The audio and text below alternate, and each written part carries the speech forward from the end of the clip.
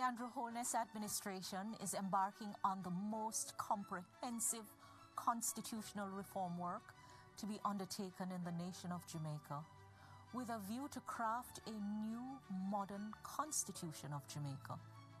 The goal is not simply to swap a foreign monarch, the King of England, for a local president.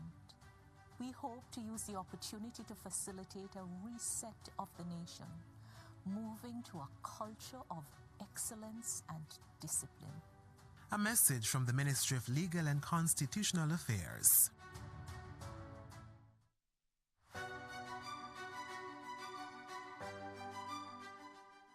What does the government's constitutional reform program include? The work will be executed in 3 phases.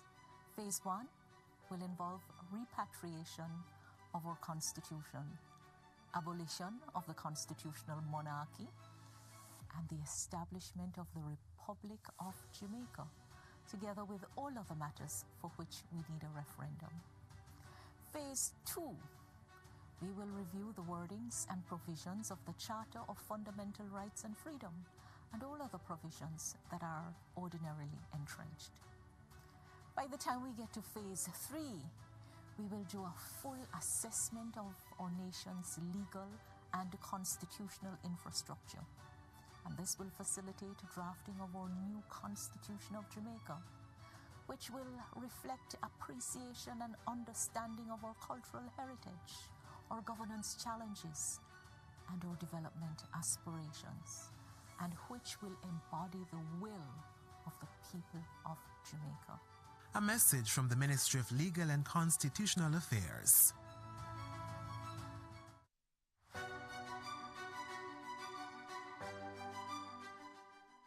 A high-level constitutional reform committee has been established. The role of this committee is to assist in providing expert guidance and oversight to the government and people of Jamaica during the constitutional reform process. That will implement recommendations on which consensus exists, while helping to build consensus where it has eroded or is non-existent on related reform matters. This high-level constitutional reform committee will assess how the passage of time has impacted the recommendations of the Joint Select Committee on Constitutional and Electoral Reform contained in the report of 1995, which were submitted to and approved by the Parliament, and they will advise on what fresh perspectives are to be considered in light of developments between then and now. The Constitutional Reform Committee is also to assist in coordinating the required parliamentary cross-aisles and nationwide consultation and collaboration during the various phases of Jamaica's constitutional reform work. The committee will help to educate the electorate on their role in the referendum process to successfully transition Jamaica from a constitutional monarchy to a republic. A message from the Ministry of Legal and Constitutional Affairs.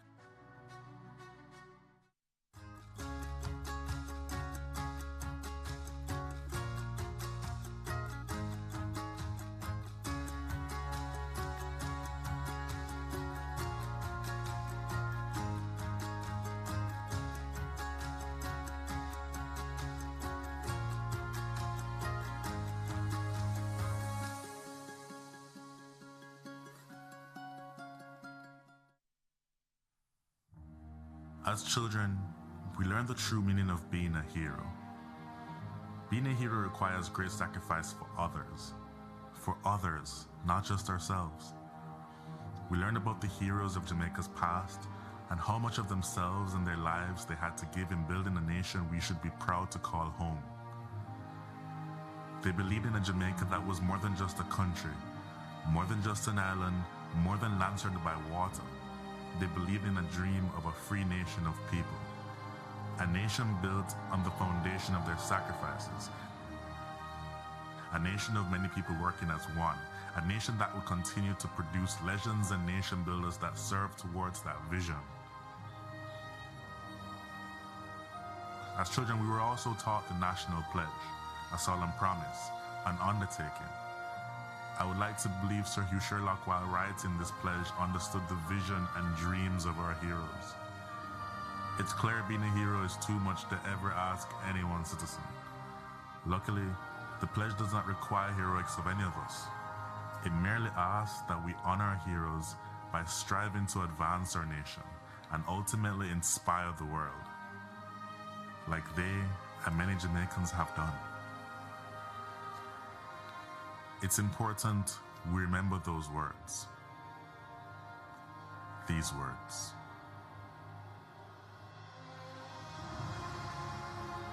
Before God and all mankind, I pledge the love and loyalty of my heart, the wisdom and courage of my mind, the strength and vigor of my body in service of my fellow citizens.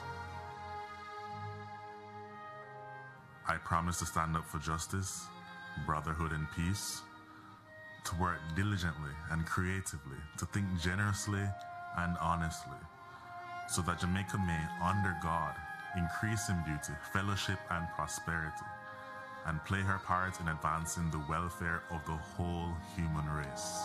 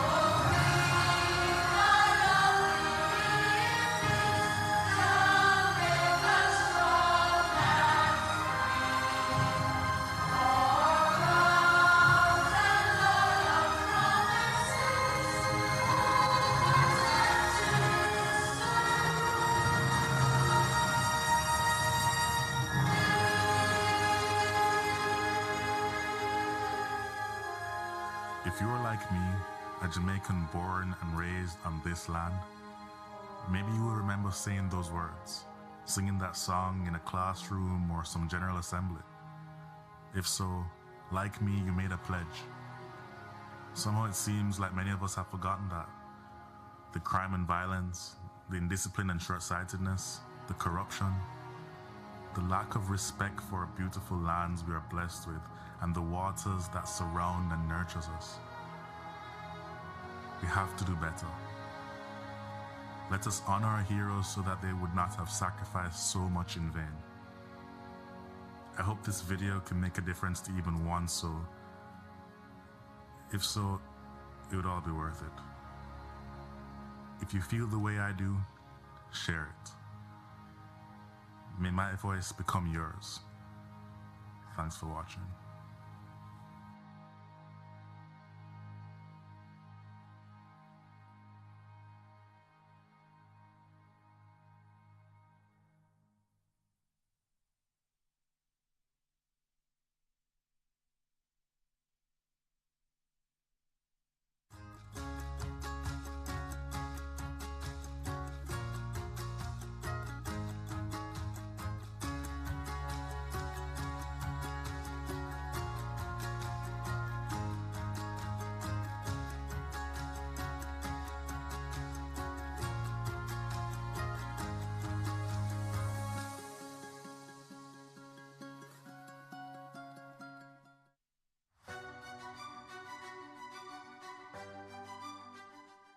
Andrew Holness administration is embarking on the most comprehensive constitutional reform work to be undertaken in the nation of Jamaica, with a view to craft a new modern constitution of Jamaica. The goal is not simply to swap a foreign monarch, the King of England, for a local president. We hope to use the opportunity to facilitate a reset of the nation, moving to a culture of excellence and discipline. A message from the Ministry of Legal and Constitutional Affairs.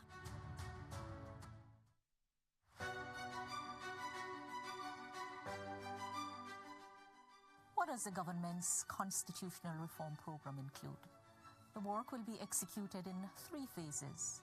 Phase 1 will involve repatriation of our constitution, abolition of the constitutional monarchy, and the establishment of the Republic of Jamaica, together with all other matters for which we need a referendum.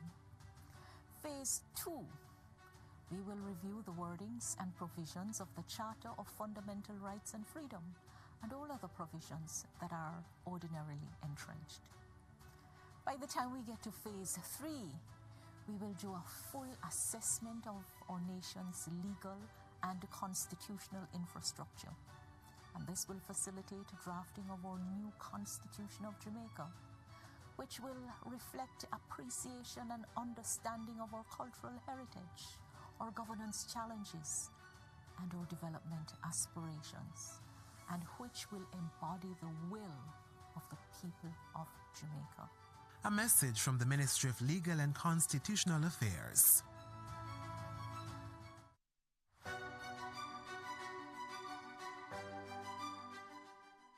A high-level constitutional reform committee has been established. The role of this committee is to assist in providing expert guidance and oversight to the government and people of Jamaica during the constitutional reform process that will implement recommendations on which consensus exists, while helping to build consensus where it has eroded or is non-existent on related reform matters. This high-level constitutional reform committee will assess how the passage of time has impacted the recommendations of the Joint Select Committee on Constitutional and Electoral Reform contained in the report of 1995, which were submitted to and approved by the Parliament, and they will advise on what fresh perspectives are to be considered in light of developments between then and now. The Constitutional Reform Committee is also to assist in coordinating the required parliamentary cross-aisles and nationwide consultation and collaboration during the various phases of Jamaica's constitutional reform work. The committee will help to educate the electorate on their role in the referendum process to successfully transition Jamaica from a constitutional monarchy to a republic. A message from the Ministry of Legal and Constitutional Affairs.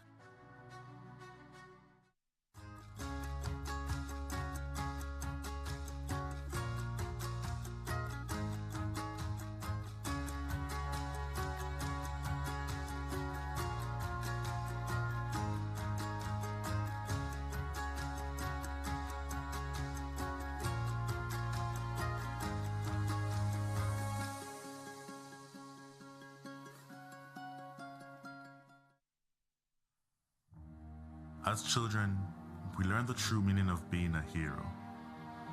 Being a hero requires great sacrifice for others, not just ourselves. We learn about the heroes of Jamaica's past and how much of themselves and their lives they had to give in building a nation we should be proud to call home. They believed in a Jamaica that was more than just a country, more than just an island, more than land surrounded by water. They believed in a dream of a free nation of people, a nation built on the foundation of their sacrifices, a nation of many people working as one, a nation that would continue to produce legends and nation builders that serve towards that vision. As children, we were also taught the national pledge, a solemn promise, an undertaking. I would like to believe Sir Hugh Sherlock, while writing this pledge, understood the vision and dreams of our heroes. It's clear being a hero is too much to ever ask any one citizen. Luckily, the pledge does not require heroics of any of us.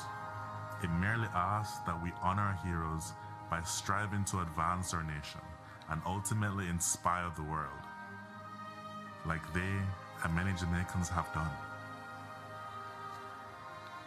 It's important we remember those words. These words.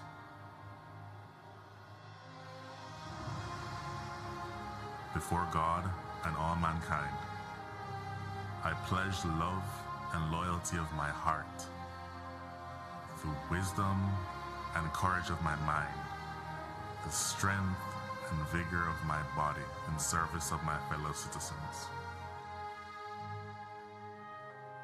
I promise to stand up for justice, brotherhood, and peace, to work diligently and creatively, to think generously and honestly, so that Jamaica may, under God, increase in beauty, fellowship, and prosperity, and play her part in advancing the welfare of the whole human race.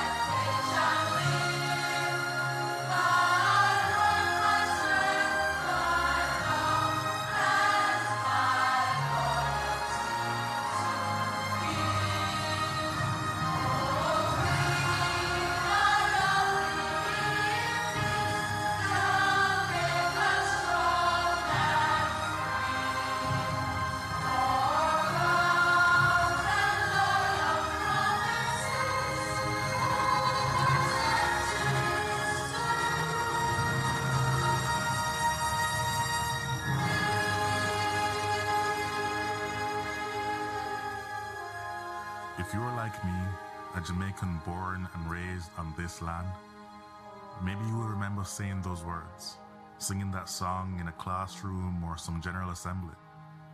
If so, like me, you made a pledge. Somehow it seems like many of us have forgotten that.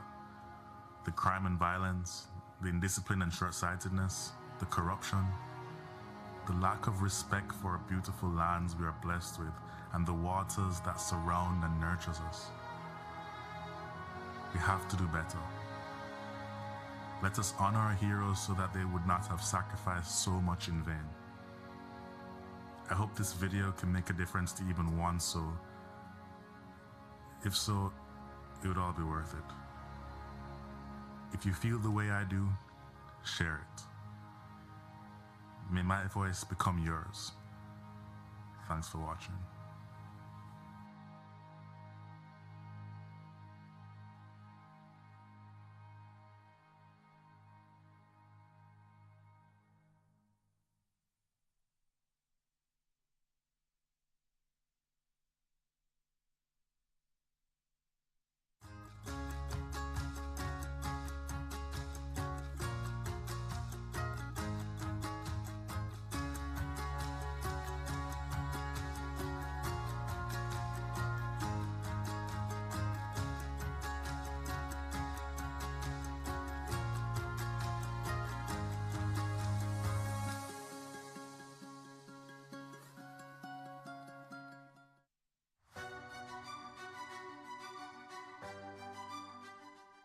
Andrew Holness administration is embarking on the most comprehensive constitutional reform work to be undertaken in the nation of Jamaica, with a view to craft a new modern constitution of Jamaica.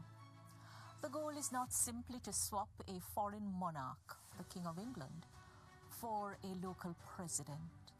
We hope to use the opportunity to facilitate a reset of the nation, moving to a culture of excellence and discipline.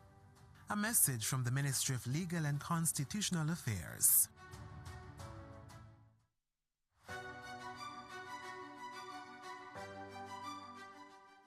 What does the government's constitutional reform program include? The work will be executed in 3 phases. Phase 1 will involve repatriation of our constitution, abolition of the constitutional monarchy, and the establishment of the Republic of Jamaica, together with all other matters for which we need a referendum. Phase 2, we will review the wordings and provisions of the Charter of Fundamental Rights and Freedom and all other provisions that are ordinarily entrenched.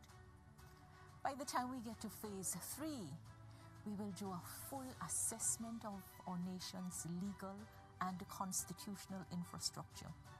And this will facilitate drafting of our new Constitution of Jamaica, which will reflect appreciation and understanding of our cultural heritage, our governance challenges, and our development aspirations, and which will embody the will of the people of Jamaica.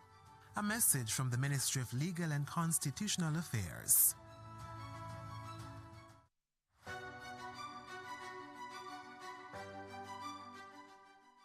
A high-level constitutional reform committee has been established. The role of this committee is to assist in providing expert guidance and oversight to the government and people of Jamaica during the constitutional reform process that will implement recommendations on which consensus exists, while helping to build consensus where it has eroded or is non-existent on related reform matters. This high-level constitutional reform committee will assess how the passage of time has impacted the recommendations of the Joint Select Committee on Constitutional and Electoral Reform contained in the report of 1995, which were submitted to and approved by the Parliament, and they will advise on what fresh perspectives are to be considered in light of developments between then and now. The Constitutional Reform Committee is also to assist in coordinating the required parliamentary cross-aisles and nationwide consultation and collaboration during the various phases of Jamaica's constitutional reform work. The committee will help to educate the electorate on their role in the referendum process to successfully transition Jamaica from a constitutional monarchy to a republic. A message from the Ministry of Legal and Constitutional Affairs.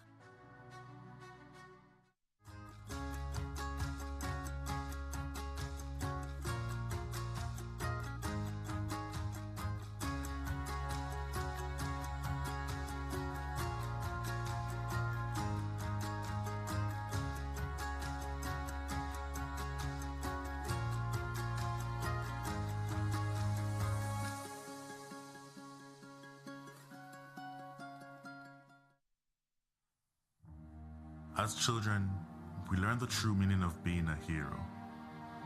Being a hero requires great sacrifice for others, not just ourselves. We learn about the heroes of Jamaica's past and how much of themselves and their lives they had to give in building a nation we should be proud to call home. They believed in a Jamaica that was more than just a country, more than just an island, more than land surrounded by water. They believed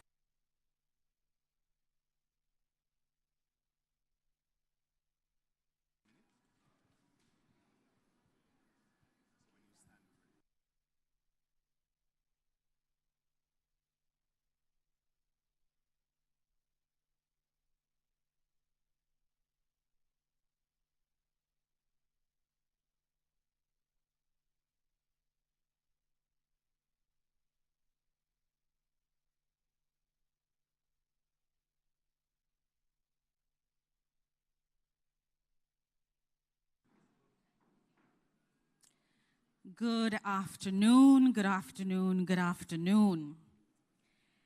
May I begin by acknowledging the Honorable Marlene Malahoo Forte, or Minister of Legal and Constitutional Affairs, members of the Constitution Reform Committee, and I'd like to take the time just to mention the members of this very important committee as we come to you this afternoon from what we like to call in Montego Bay the Magic City of Montego Bay.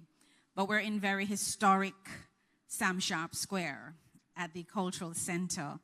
And so I'm going to take the time to acknowledge the members of this very important committee.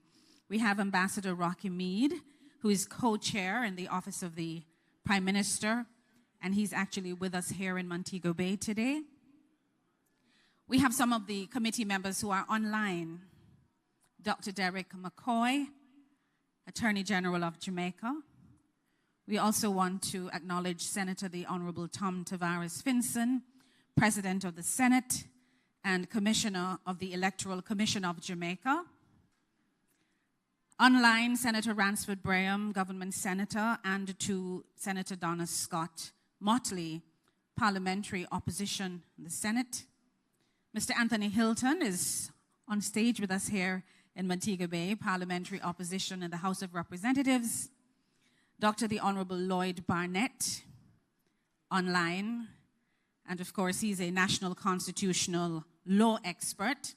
We have Mr. Hugh Small, KC, Consultant Counsel and nominee of the Leader of the Parliamentary Opposition. Dr. Elaine McCarthy, Chairman of the Umbrella Groups of Churches. Dr. David Henry, Wider Society, faith-based. And I believe Dr. Elaine McCarthy and Dr. David Henry are with us here in Montego Bay. And so too is Dr. Nadine Spence, Civil Society, and she is a social and political commentator. Online, we have Mrs. Lalita Davis Mattis from the National Council on Reparation. Our youth advisor, Sujay Boswell. And we have Professor Richard Albert as well, international constitutional law expert at the University of Texas. Mr. Christopher Harper is the Senior Constitutional Reform Officer in the ministry. And of course, our Permanent Secretary, Mr. Wayne Robertson, who is head of the Secretariat, is also with us. And that completes the members of the committee, which I want to acknowledge this afternoon for their hard work thus far. Our Custos, who's always with us, Honorable Bishop Conrad Pitkin, Custos Rotalorum for the Parish of St. James, His Worship, Councillor Leroy Williams, welcome, sir. Senator Charles Sinclair, who is right here in hometown, and we have a number of councillors who are with us today, justices of the peace who have joined us for this very important discussion. Our president of the Montego Bay Chamber of Commerce and Industry, Mr. Oral Heaven, good to see you, sir. Members of the media, and of course, distinguished ladies and gentlemen all, welcome, welcome, welcome. On behalf of the Ministry of Legal and Constitutional Affairs, I welcome you to this very, very important discussion as we talk about the road to Jamaica becoming a republic. Now, we have allocated most of the time this evening for your questions and answers, which will be given. We have many of the members that are here who will be able to discourse with you. But we want to set the stage by giving you the information.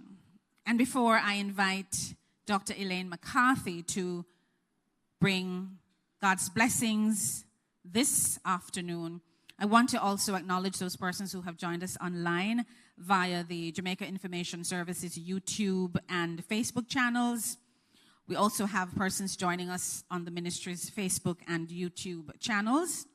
And we have persons who are joining us live on Mellow FM. Those who are joining by Zoom are persons who are part of us. They're from the diaspora, and we welcome them wholeheartedly, and we look forward to hearing from them later on. At this time, allow me to invite Dr. Elaine McCarthy to invite God's presence.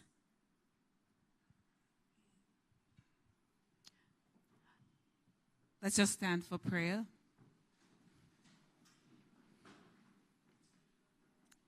Most righteous and eternal Father, we give you thanks for this day. We give you thanks for the opportunity as a people to be gathered in this manner. And Lord, we ask your blessings upon this meeting this afternoon.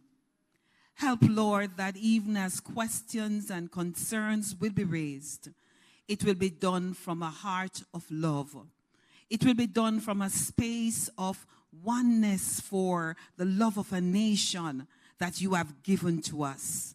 Father, we ask for your direction and your guidance as we discourse, as we seek, Lord, to lay matters on the table and to come to some consensus as the way to go.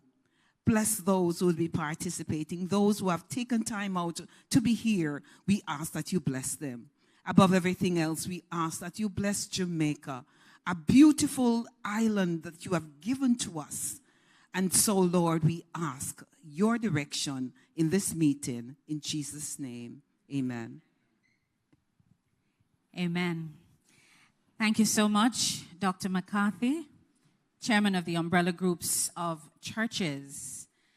At this time, I'd like to invite our custos, the Honorable Bishop Conrad Pitkin, to make his remarks.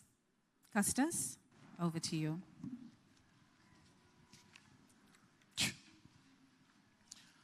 Thank you, Madam Master of Ceremonies.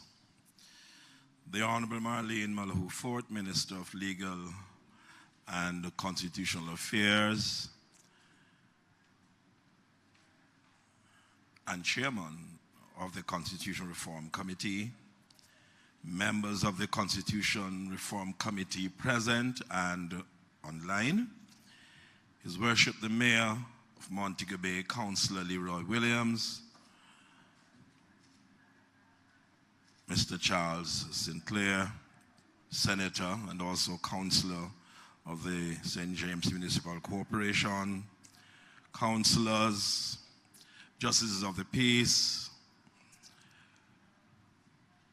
PS, Mr. Wayne Robertson, other members of the team, distinguished ladies and gentlemen present and online, members of the media, a pleasant good afternoon. Good afternoon. Thank you. It is indeed a pleasure to be here this afternoon at this town hall consultation meeting, the first of its kind in a series of town hall meetings to be held across Jamaica. Let me join with the Master of Ceremonies to welcome and acknowledge the members of the Constitutional Reform Committee present and online, especially those who are here, to our beautiful parish of St. James, and in particularly to the city of Montego Bay. And it is my privilege to also bring remarks. To our distinguished guests, whether you are traveling a significant distance to be here this afternoon, or you're from this parish, or you've joined us virtually, it is my honor and privilege as custos of this parish to welcome you on behalf of the citizens of St. James to this very important town hall meeting. Minister and your committee, there's no better place than Montego Bay, St. James, for you to host this first consultation session. Yes, let me hear it. And despite our challenges, the city of Montego Bay is still a destination of choice. Therefore, it is really wonderful, Minister, to have you and your committee visiting and sharing with us, although this may be a short one.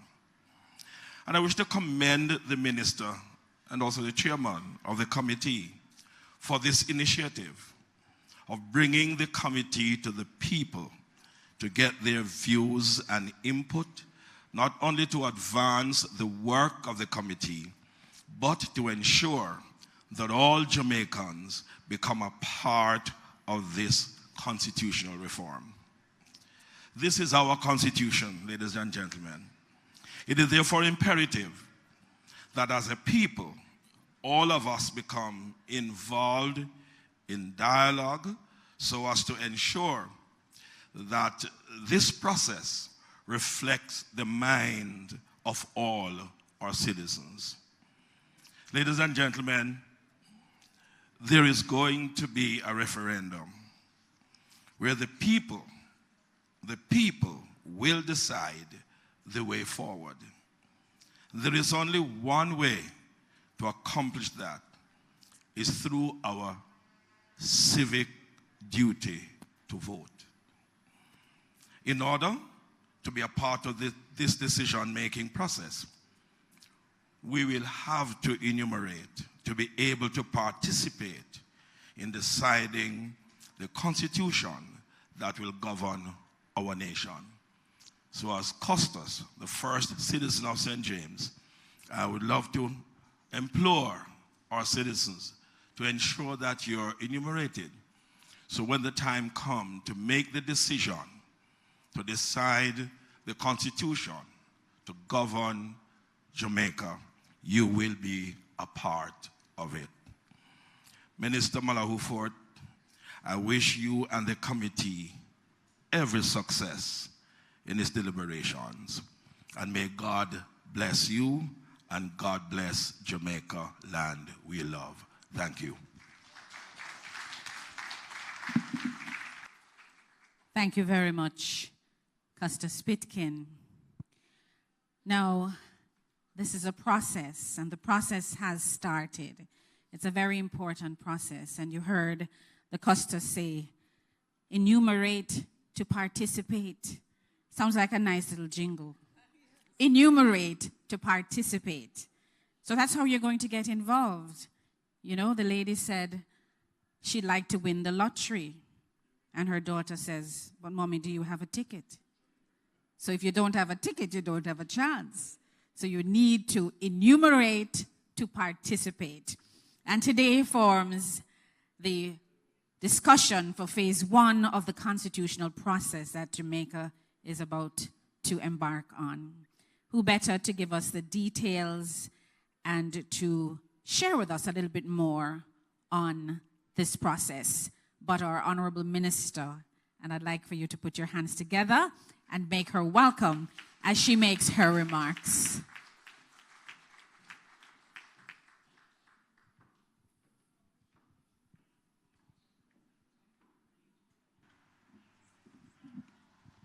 Thank you, Madam Moderator. Distinguished ladies and gentlemen, Honorable Custos, Senator Sinclair, Mayor, PS, my fellow Constitutional Law Reform Committee members. As about to say my people, but I'll hold that. I'm so pleased to be here. I was wondering, how do I say thank you to the Custos for welcoming me to St. James when St. James is my place? You know, I may not be from St. James by birth, but I have staked a claim right here in St. James.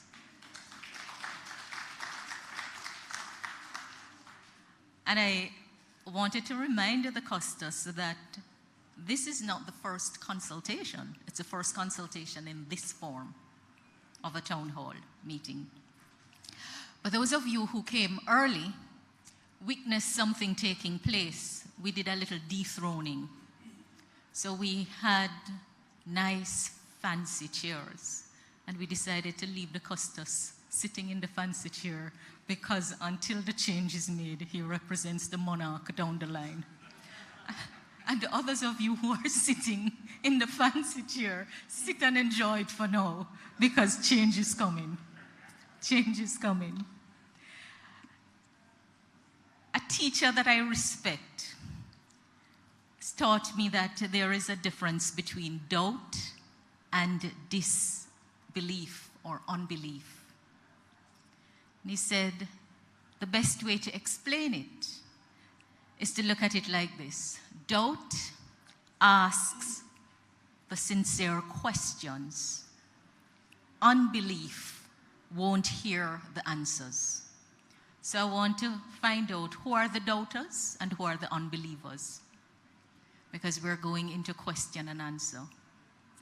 A lot of questions are being asked about this process. A lot of things have been said about the committee, described by some as elitist, described by some as elitist. But we are ordinary Jamaicans entrusted with important roles. All of us are important in this process. So you have heard that we are on the road to constitutional reform. And more particularly, we're on the road to the Republic of Jamaica. But people in St. James call Montego Bay the Republic. And so, Montego Bay is first at everything. Little wonder this is the first place for this consultation. So you hear about the Constitution, and some of you may know what a Constitution is, and some of you may not know. But the Constitution is a collection of basic principles and procedures for the government of a state or for organizations. Those of you in Service Club know that you have a constitution for the Service Club. In the case of the state, the Constitution is usually the supreme law with which all other laws must conform. Supreme law of the land, collection of the basic principles and procedure for the government of the state. And you hear government of the state because the state is different from the government. And the state sits above the government. All states have a formal head of state and a formal head of government. Some countries have the two offices in the same person. But for those countries who have their formal head of state and their formal head of government in the single office holder, they would have come through revolution and revolt for the most part. That's what the history book tells us. We are fortunate here in Jamaica to be going through constitutional reform, not in times of war, not in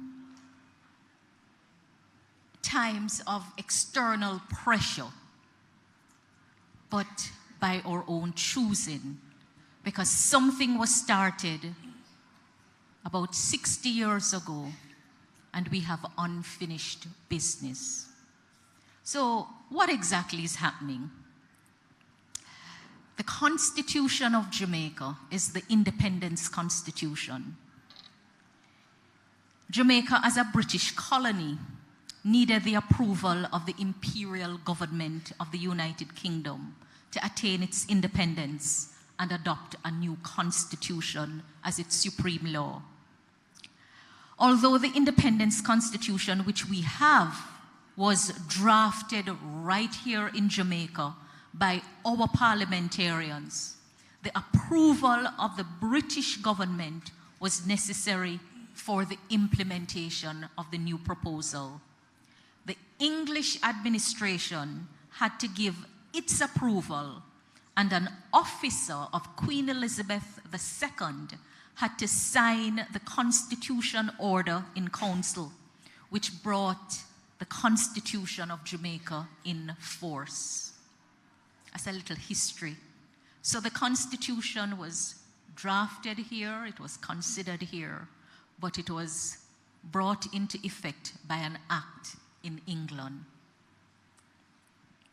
And so, the Constitution as our supreme law has set out a number of things that Parliament alone cannot change. Parliament is the body that makes the law. Those matters are set. I don't get to choose them, and you don't get to choose them at this time. So for those who are wondering whether the work being done is already done, and we're coming to consult with the people as a show, not so. Not so. We don't choose which matters the people have to vote on to change. As a matter of fact, the only time the people get to vote to pass a law is when a referendum is required. And you hear the referendum and you probably wonder, what exactly is a referendum? It's simply a process by which you put a specific question to people who are registered to vote as to whether they agree or not with a proposal. And in this case, it's going to be a proposed law. Simple, simple. So when you hear referendum, it's a simple thing. Simple in the sense of what it means, but it's a complex process. So I want to tell you that the issues on which the people have to vote to approve are set. And the work we are doing is building on the work done by others. It's far down the wicket. We have set an ambitious timeline, and people are saying, if you give a timeline that you want to bring a bill to the Parliament, and we are here now, what can be done meaningfully? Is it a sham? We are in the age of technology. Just imagine how many people are present but not physically here, how many people we will be hearing from. Ladies and gentlemen, I'm so pleased to tell you that this work to put a Jamaican as the head of our state is more than symbolic. It's more than symbolic. What we want to do is just the beginning of a whole set of other process. But if we don't make this first change, all the other things that you want will not come. We can want change. We can agree to it. We can say, away with the British crown. The British crown, the presence of Britain in Jamaica is mixed up with the transatlantic slave trade. And with it, injustice and racism and so many other things. And as a new king is about to be crowned, the coronation is about to take place, an important constitutional event in England, we in Jamaica are also moving with an important constitutional event to sever King Charles III as our head of state and to establish the formal office of president for a new form of government in a republic. Republics are the alternatives to the monarchy. Plain and simple. Now we have designed this session to hear from you and to answer your questions. So it's not going to be a lot of talk. We thought about coming down, those of you who were present, but then we encounter a little obstacle. As a matter of fact, there was a lesson to be learned, and I will take my seat because I'm anxious to hear from you. So we came in and we saw the beautiful chairs, and we thank the organizers for putting them out. And when we looked on them, we thought, Crownly, let us do something else and decrown them. So we did a little decrowning and we brought them down. We say, let's come down on the level of the people, because the talk is that the committee, is a little elitist group making decisions behind closed doors to foist on the people. So we say, let's come down here, trying to respond to that suggestion. But we come down here and somebody around the back say, but we can't see you. And we want to see all of you. Then the next thing they say, but people are joining remotely. And if they come down here, the screen setup won't capture them. And I say, you see the level of confusion? if somebody don't take the lead and take a decision and be able to say why we take the decision, confusion will reign. It's plain and simple. So the committee is not here to dictate. Somebody had to organize the work. Having meetings privately doesn't equate to having meetings secretively. There's nothing secret about what we're doing. In fact, this kind of constitutional reform cannot be secret, because at the end of the day, the people have to approve it and the people have to vote for it. So we've come to St. James, and we chose Sam Sharp Square because history beckons right here in Sam Sharp Square. And as Sam Sharp said, I would rather die on yonder gallows than live in slavery. I hope that we understand that time come for us to move on. Ask your question, and when you ask the question, we will answer, acknowledging, and then we are going to action. No cook up. We come to hear from you, but we have to tell you how the thing go. All right? So I'm looking forward to the questions. I have not yet told you the list of things that require referendum, and that's in the interest of time. Last thing I will say, that the change that we're seeking to make, if the Parliament does not approve it first, there will be nothing to go to the people, because the change can only come with the passing of a law and the amendment of the Constitution. Ultimately, we want to write a new Constitution, but we're doing it step by step, stage by stage. And we've put the work in 3 stages. Stage 1 will focus on abolishing the constitutional monarchy as the form of government, establishing the Republic of Jamaica. Number of things flow from that. I look forward to your questions. Thank you.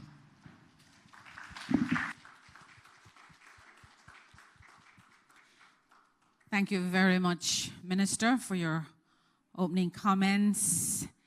And as you indicated, it's about the people who are here today. We want to hear from you. There are microphones that are in your midst, and we just need for you to indicate. If you have a question, a comment, we're happy to take them. And of course, members of the committee are here. They are ready and willing to share with you as well, to provide some answers. So all you need to do is to indicate by a show of hands. And when you come to ask your question, you may just say your name. And if you represent a particular group, organization, community group, doesn't matter. We want you to be involved. So there's a hand here, and there are 2 hands in the middle. So we're going to start with my friend on the second row. There's a microphone. And we're going to encourage persons who are online to put their questions in the chat. We have several guests from the diaspora. Go ahead, sir. Yes. Greetings and blessings to the honorable guest, and give thanks for the opening from the prior. That's very touching. The open remarks from our Costas and our honorable lady there. Give thanks.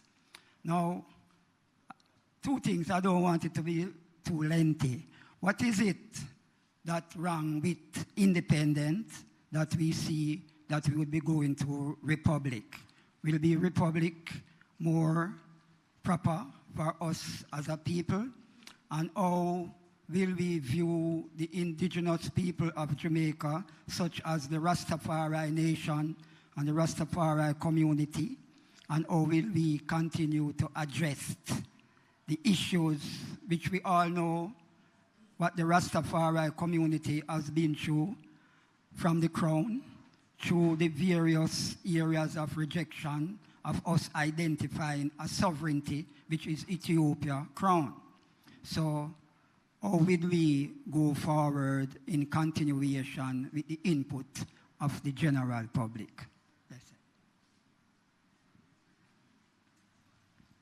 Mr. Hilton would like to take that one. Yes, it's live. Go ahead. Thank you for the question. I think it asks the question, what really is a republic? And a republic is really an opportunity for, a republic is a state A republic is a state where the people are supreme, they elect their representatives, and they are able to shape and frame the Constitution for that representative democracy.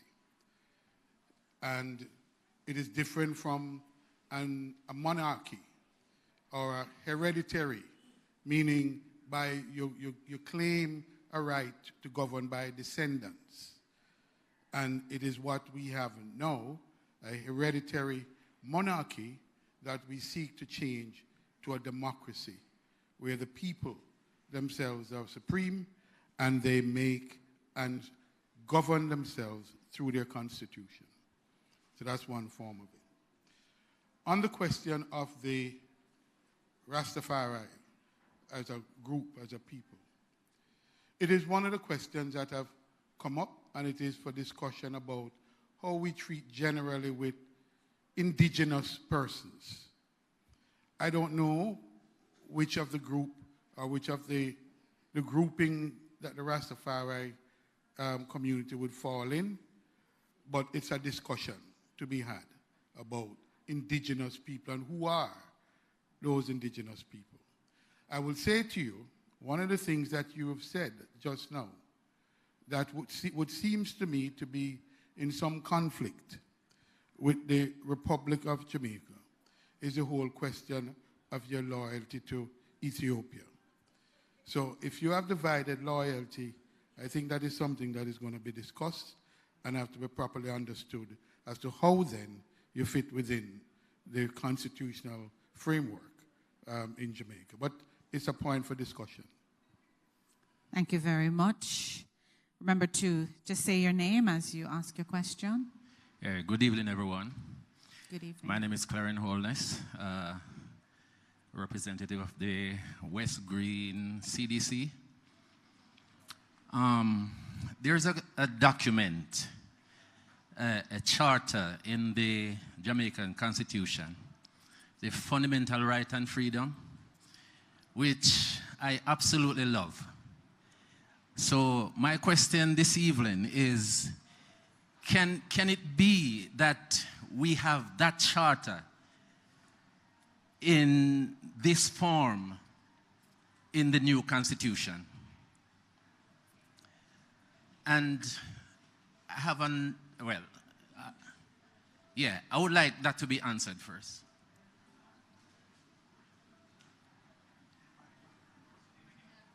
Clarence Holness. Yeah, Clarence Holness. Yes, go ahead. Go ahead. Go ahead. Dr. Henry, go ahead. Mic check? Okay. All right, Clarence. Thank you for that question. And I'm just going to repeat so that I make sure I got the question correctly. You are appreciative of the Charter of Rights in the existing Constitution, and you're saying you'd like that to be a part of the new Constitution. I can say to you confidently that we would want to retain our Charter of Rights. It has gone through a process to this point where it has been included, which is fairly recently it has been included as a part of our constitutional arrangement. However, in the overall process of review and reform, we want to look back at the Charter and see as well, are there other rights that we may want to include? But for sure, I believe I'm not speaking out of turn when I say that what exists now we want to retain, but we want to review it and perhaps even expand it into other areas. Okay? Thank you very much, Dr. Henry. And please stand. The gentleman in the wheelchair had a question as well. Yeah. Tony, go ahead. And then we'll come to you, sir. I'm Citizen 1.5 million. It's my name. Here's my question. One of the present problems we have in this government system is not the Queen necessarily. It's the fact that after we elect members of Parliament, right? Everybody above there, everybody who governs our country is appointed. Everybody. Even the Prime Minister, we don't elect him. Appoint. Boom. Thank God. We don't have some gangbang football players wanting to rule, like in some countries. But everybody, after we put our vote on an MP, whosoever he be, in this system, is appointed under one method or another. There is the problem.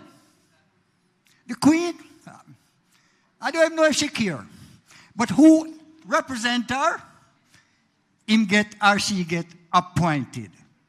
Now, we are going through a whole lot of strain here to set up another higher appointed smarty on top there. Because really, what this country really needs is government by the people. Even this body here, revered as salutes, appointed people. There has to be a better way. Furthermore, referendum. All we are doing, in fact, right, is being afraid of a referendum that will take the power away from the two parties. And it's based on something I have not heard in the news. In the 1960s, the last referendum was held on the issue of federation. But somehow, and our pundits are not mentioning it, it came out that the people voted for independence. Please, me know like that. You must remember, and there are journalists who should be saying that right now. The last referendum that we had ended up taking the will of the people and abusing it. You turn me off? No, you're on. I'm telling you, we have a problem, and we are going back there. And do you have a question? Do you have a question, though, Mr. Thompson? Yeah, the question is, yes, why are we going back to that system? Why are we taking 6 weeks? Not a brochure bill for this occasion. This one pop up out of the hat in response. And why are we saying 6 weeks for a constitution, anything, when it took us 2 years to do the constitution of the road, the traffic act? Excuse me, please. This is a real shop. We need real power to the people. Not this. Thank you.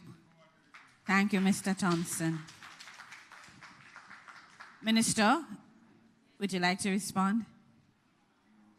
Mr. Thompson, you've raised some valid points. Where the power rests.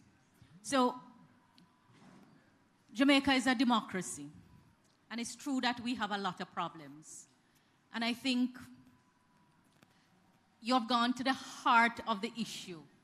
When we make this change, what are we going to put in place? Those who went before this committee, who looked at the work and spent years assessing it, what we got at independence, where we are now, made a recommendation.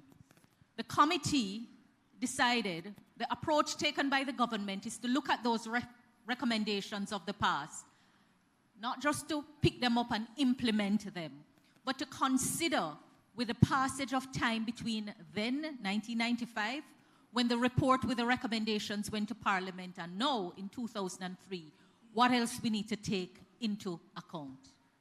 What perspectives? Do people feel the same way about the change? So what are the two forms that you can have for your head of state? You can have an executive head of state that is voted directly by the people. And in that case, the head of state is also the head of your government. And you can have a non-executive that can be put in place by a number of processes. Well, you put, those who vote for me put me in place by the process of voting. So I use that term widely because it covers a number of things. Right.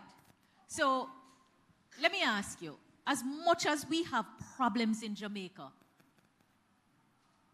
do you agree that Jamaica has had a stable democracy? You don't agree. You personally don't. What about others? Stability in our democracy. You're saying no democracy at all. It's not quite so. I mean, the problems are real, but we are a democracy. We are. So the question is, in the head of state is King Charles. Who identify with King Charles here?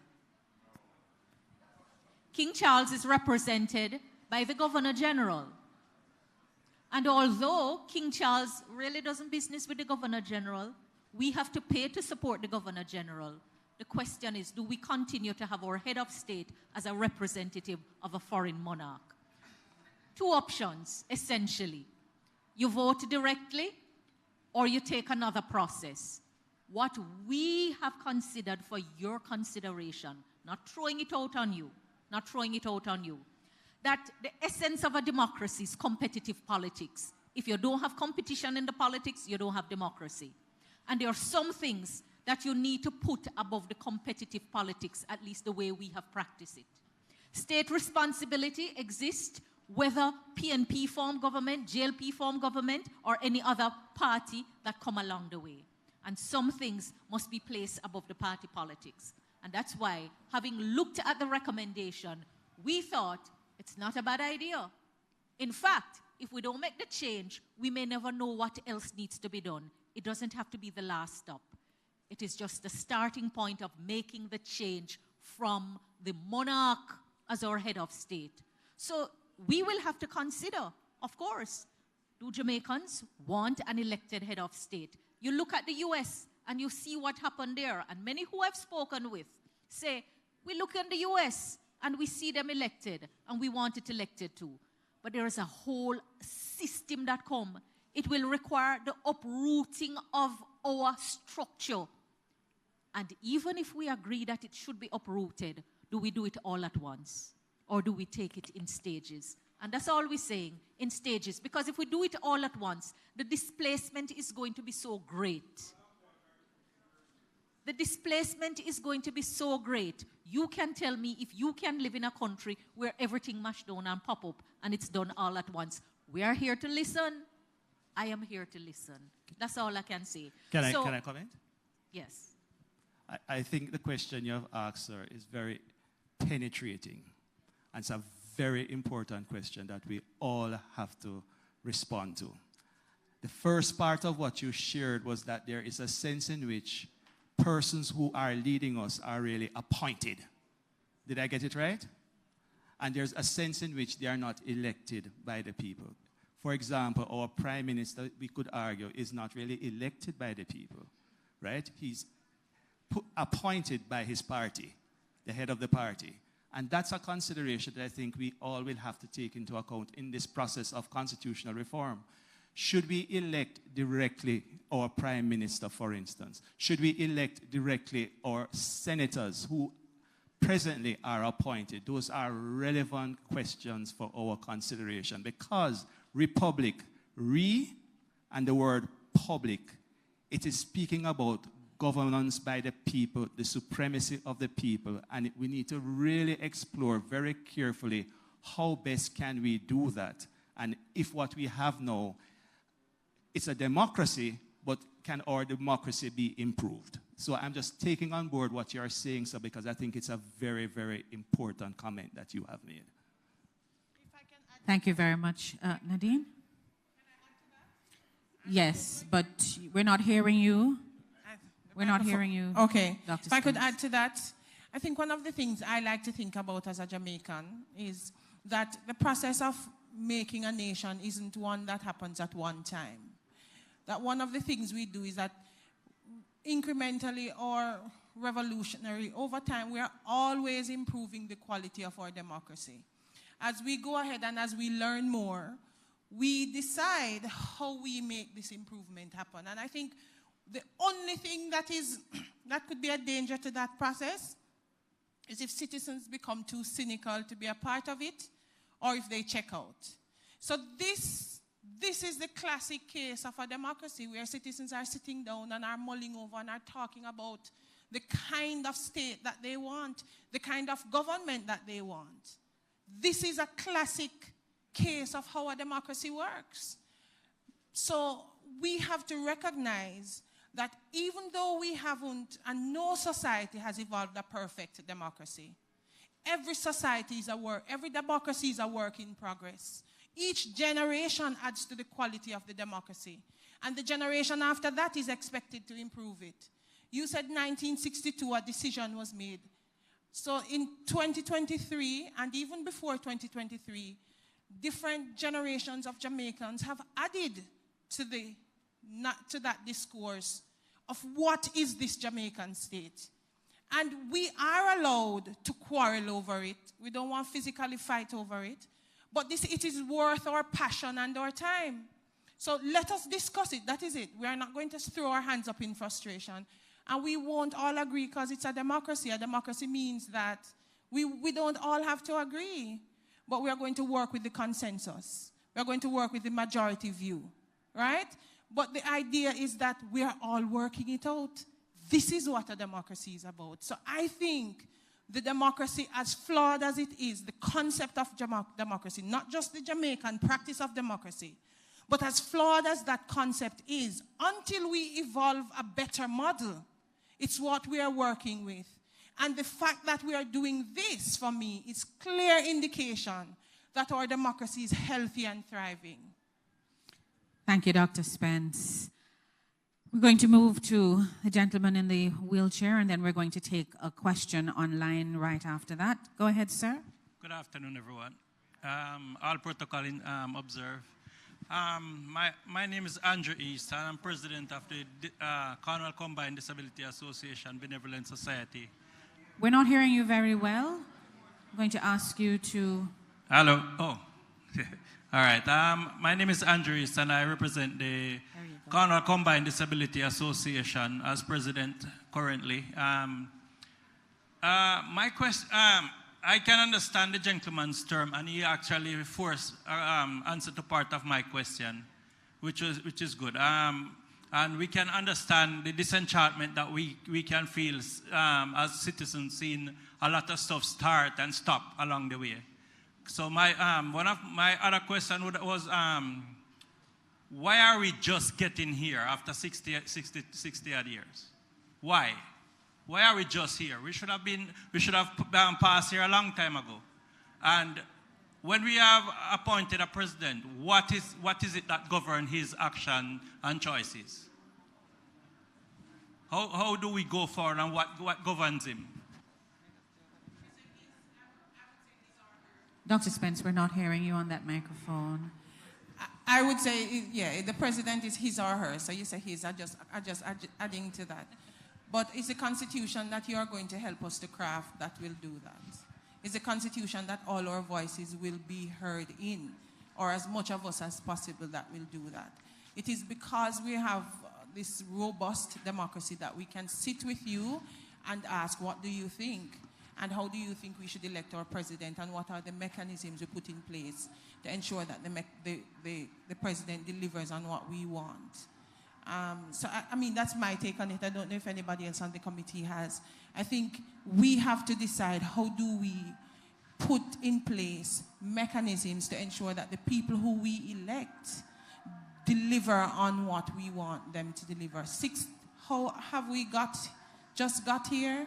I think perhaps other people can, there's a process, there's a constitutional process that might explain why we took so long.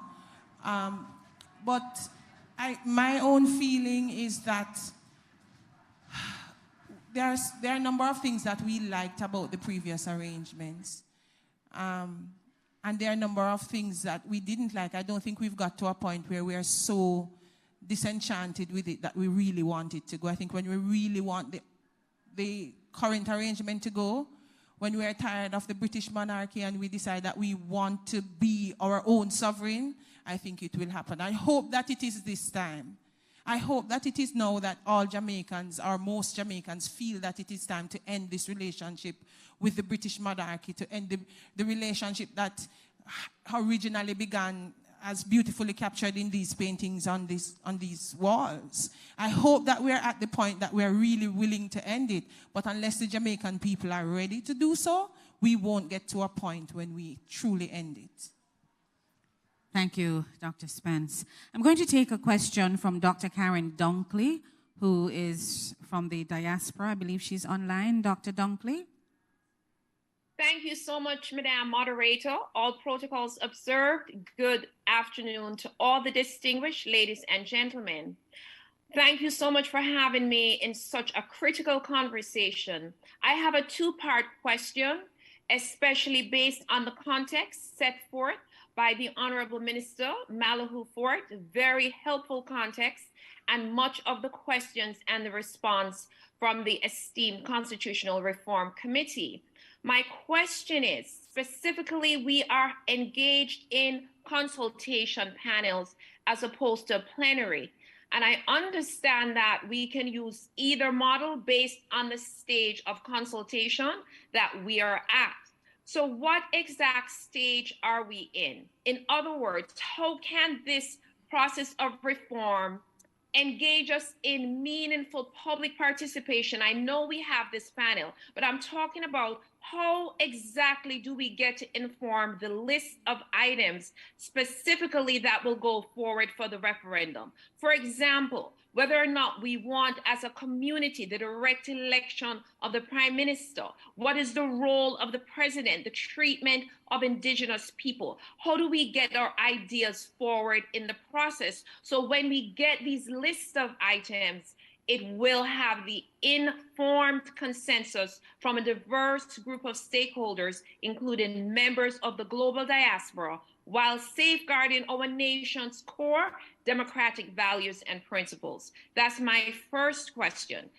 The second part of that is, what is the plan to replicate the process of consultations taking place in Jamaica right now in the global diaspora? Because we recognize that even the little picnic in our primary school have to be engaged in this process. Thank you. Thank you very much, Dr. Dunkley. Who will we have take question one, question two? Okay. So the question that you asked is Dr. Dunkley. Dr. Dunkley, relates to the matter of public engagement. And one of the first committees, well, the only committee so far to be established on the Constitutional Reform Committee process is the Public Engagement and Communication Committee. And one of our responsibilities is to ensure that we are engaging Jamaicans on the matters before the committee, one, but also that Jamaicans are able to say, this is what I would prefer. And so one of our mechanisms to facilitate that is an email account that we have, and we're encouraging Jamaicans, including you in the room, if you have suggestions, if you want to think through your ideas a little bit more, if you want to present like a one-pager, a two-pager saying, this is who I am and this is what I'd like to see, you can do that to our email address. We also have a WhatsApp number. I don't have them offhand, but I know we can give them to you soon enough that we can use to direct our ideas and to also raise concerns about the content or the process of the reform. So that's one. And as well, that this process of consultation begins in St. James, begins in Montego Bay, although last week we had a consultation with the press. And it is an iterative process. The numbers of people that we are seeking to engage expands every time we meet a group of people. And we are going to be having town halls, but it's not just town halls or consultations like this one that we'll have. We'll have focus group discussions. We'll have, just general conversations. We'll lime, we'll chat. We won't have a reason with Jamaicans on the matter of the Constitution. The diaspora, of course, we've thought through the diaspora. In fact, Sujay has already had a consultation with the minister with youth in the diaspora. And I have, been on a radio program facilitated by a Jamaican in the diaspora where members of the diaspora fielded questions and I was able to answer. as it relates to matters related to the Constitution. And we will seek to deepen that engagement with the diaspora so that members, Jamaicans who live abroad, can continue to make their impact. But I know that the distance between us will not separate the quality of the engagement. And so, Karen, if you have ideas that you want to share, if you have a group of people that you want us to meet with via Zoom, if you want to share a paper, if you want to send ideas, if you want to be included in our WhatsApp group and the sharing of ideas through that mechanism, then please ensure that before you leave this consultation today, we have your contact information so we can continue the conversation with you. To add, the WhatsApp number is 876-441-9097. 876-441-9097. And we are on all of the social media platform. 876-441-9097. And right. our handle, it's MLCA, well, that's our website, MLCA, Ministry Legal Constitutional Affairs.gov.jm. And then for Facebook and Instagram and Twitter, it's at MLCA GOVJM. Work is organized in a certain way. But here we are. So all of the forms of media available will be used, not just face-to-face meeting like this. Small. We have had a number of small group meetings where people have been in person and have joined online. We have had them in the night into the wee hours of the morning. We have had early morning. We have gone out. We have sat one-on-one with some group. We have done off the record. So various form. You name it, in this day and age, we are utilizing it. And in fact, the benefit of this age is that things move at a much faster pace. And we record what you say, we take into account what you say. So the question, earlier question raised a number of issues. Question one, I believe, is still unanswered. It raised a number of issues about what it is that we will be focusing on. Can you remind me? The question was about... The question, well, go ahead, Dr. Dunkley. Just pick out those pieces relating to the role of the president and other areas that you mentioned. That's right. Thank you. So we're not hearing you, Dr. We're not hearing Dunkley, you, Dr. Dung. But while your audio comes on, for this part of the consultation, let me break it down into some small items. We are Jamaicanizing the Constitution. Simply, what that means is that we want the Constitution to be passed by the Parliament of Jamaica, approved by the people of Jamaica.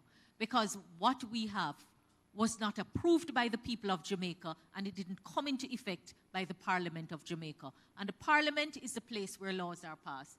That's the first thing. The second thing that we want to do is to abolish the monarchy that is in the Constitution as our form of government. And we would establish the Republic. We would establish a new office. These are the things we're consulting on because there are specific items that the people have to approve. For the office of president is how do we select, how do we put in place the new president? And I know many people have a lot of views on this.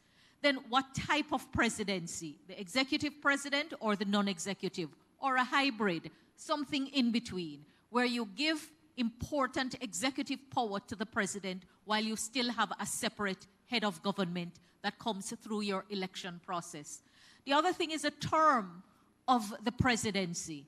How long should the president be in office for? Should it be a renewable term? Should it span the life of the parliament, one life of the parliament into the next? And most importantly, what powers do we give the president? Because a republic essentially is about how we distribute power in the system. So these are the issues that are primarily in phase one. Remember I say, we don't determine what it is that go to the people for their approval in a referendum. That is already set in the Constitution. I can't undo it now. So what we have to do is to merely tell you what it is, and then we discuss those topics. And since we're doing the work in phases, we're taking those matters that if we don't change them, all of the other change. So Mr. Thompson, you want the whole system to vote everybody in? If we don't make this change, we'll never get to there. So we may, at this time, not have consensus on what that should look like. But in order to even get to there for consideration, we have to make these first changes. I believe Mr. Hilton wants to add something to that question or to that answer. Yes, you may use my microphone. Can you hear me? Yeah, firstly, let me say that in direct response to the question raised by the member from the global diaspora is that members of the committee believe, some members of the committee believe that a subcommittee of the committee along the lines of the communication subcommittee should be established to address, to interact with the diaspora because there are substantial questions and issues concerning a very important part of our people, as a part of Jamaica, and how we can get them to engage even more than they do now, which is primarily around economic and other kinds of contribution. A number of them have been arguing for closer involvement in and contribution to not just the economy, but the social and political life of the country. So we believe there are some important questions there to be answered, and their engagement in this process is very important as well. Now let me address another issue that arises from what the member just asked, Dr. Dunkley just asked. So we believe that in the opposition that there is some logic to what the government has structured in terms of deeply entrenched provision and addressing those. However, and therefore the question of Jamaicanization of the Constitution is one that we believe is important. However, we also believe that the issue of decolonization of our Constitution is very, very important, very critical. It is the case that the deeply entrenched provisions of the Constitution require a referendum. But you should know that in structuring the Constitution, as they did, the framers of the Constitution had considered some other matters that are worthy of inclusion in the Constitution, but anticipated that we would make early changes in the Constitution, and so did not deeply entrench them in the Constitution. So they are not deeply entrenched provision. They do not require a referendum, but they're nevertheless fundamental to the structure and operation of our Constitution. One such very critical issue is our final Court of Appeal and the role for the Privy Council. Very fundamental. That is not a deeply entrenched provision, does not require a constitutional a referendum. And so the question is, how do we represent that understanding its fundamental role in the structures of our Constitution? And is that a question for second stage or third stage, or is that a question that should be part of the fundamental framework of the Constitution going forward? These are some of the questions we continue to discuss, and we have a debate, robust debate, in the committee and in the society. We are interested not in having consensus within the committee, but we are, even more importantly, we want to hear the consensus among the people themselves. On this and other questions. Related matter for Jamaicans living overseas is who qualifies to sit in our parliament. And that is an issue also. To make a change would require a referendum. And we've been having a robust debate who are Jamaicans? And I just share with you some of what we discussed internally, hearing, the talk of the people. So we're a small nation. Internationally, I tell people by virtue of Jamaica's size and the population size, describe us as a rare breed. There aren't many of us. So we have some on the island and others off the island. So we see Jamaica as a global community with its citizens living here in Jamaica and overseas. The constitution we got from Britain, the citizenship qualification for Parliament is Commonwealth citizen, all right? Not Jamaican citizen, Commonwealth citizen.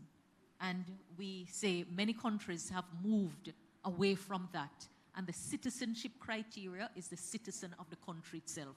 So part of Jamaicanizing it is to make a citizenship in Jamaica to be the citizenship in Jamaica to be the citizenship that qualifies you to sit in the Parliament and to hold the offices. But the next question that arises, what do we do with Jamaicans who have other citizenship? And in particular, Jamaicans who live in the U.S.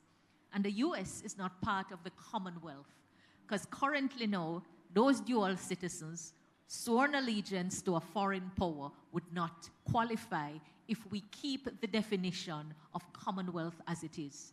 Because anything outside of the Commonwealth is foreign, but the truth is anything outside of Jamaica is foreign. But to even make that change requires the people to approve it. And we're saying this issue really got us going. Do we disqualify our Jamaicans who went abroad for better at the time when the economy was in turmoil, broken, stagnating, and then their children born abroad, not doing any act of their own, no choice of their own, but are deeply connected to Jamaica, come back and live in Jamaica. So there are a lot of things. So let me tell you what the Constitution says about which matters require a referendum to change in its structure. First of all, the entire process to change the Constitution, if we're going to change how the Constitution is changed, the people have to approve that change. We have a complex process, but there are different types of provision in the Constitution with different methods to change them.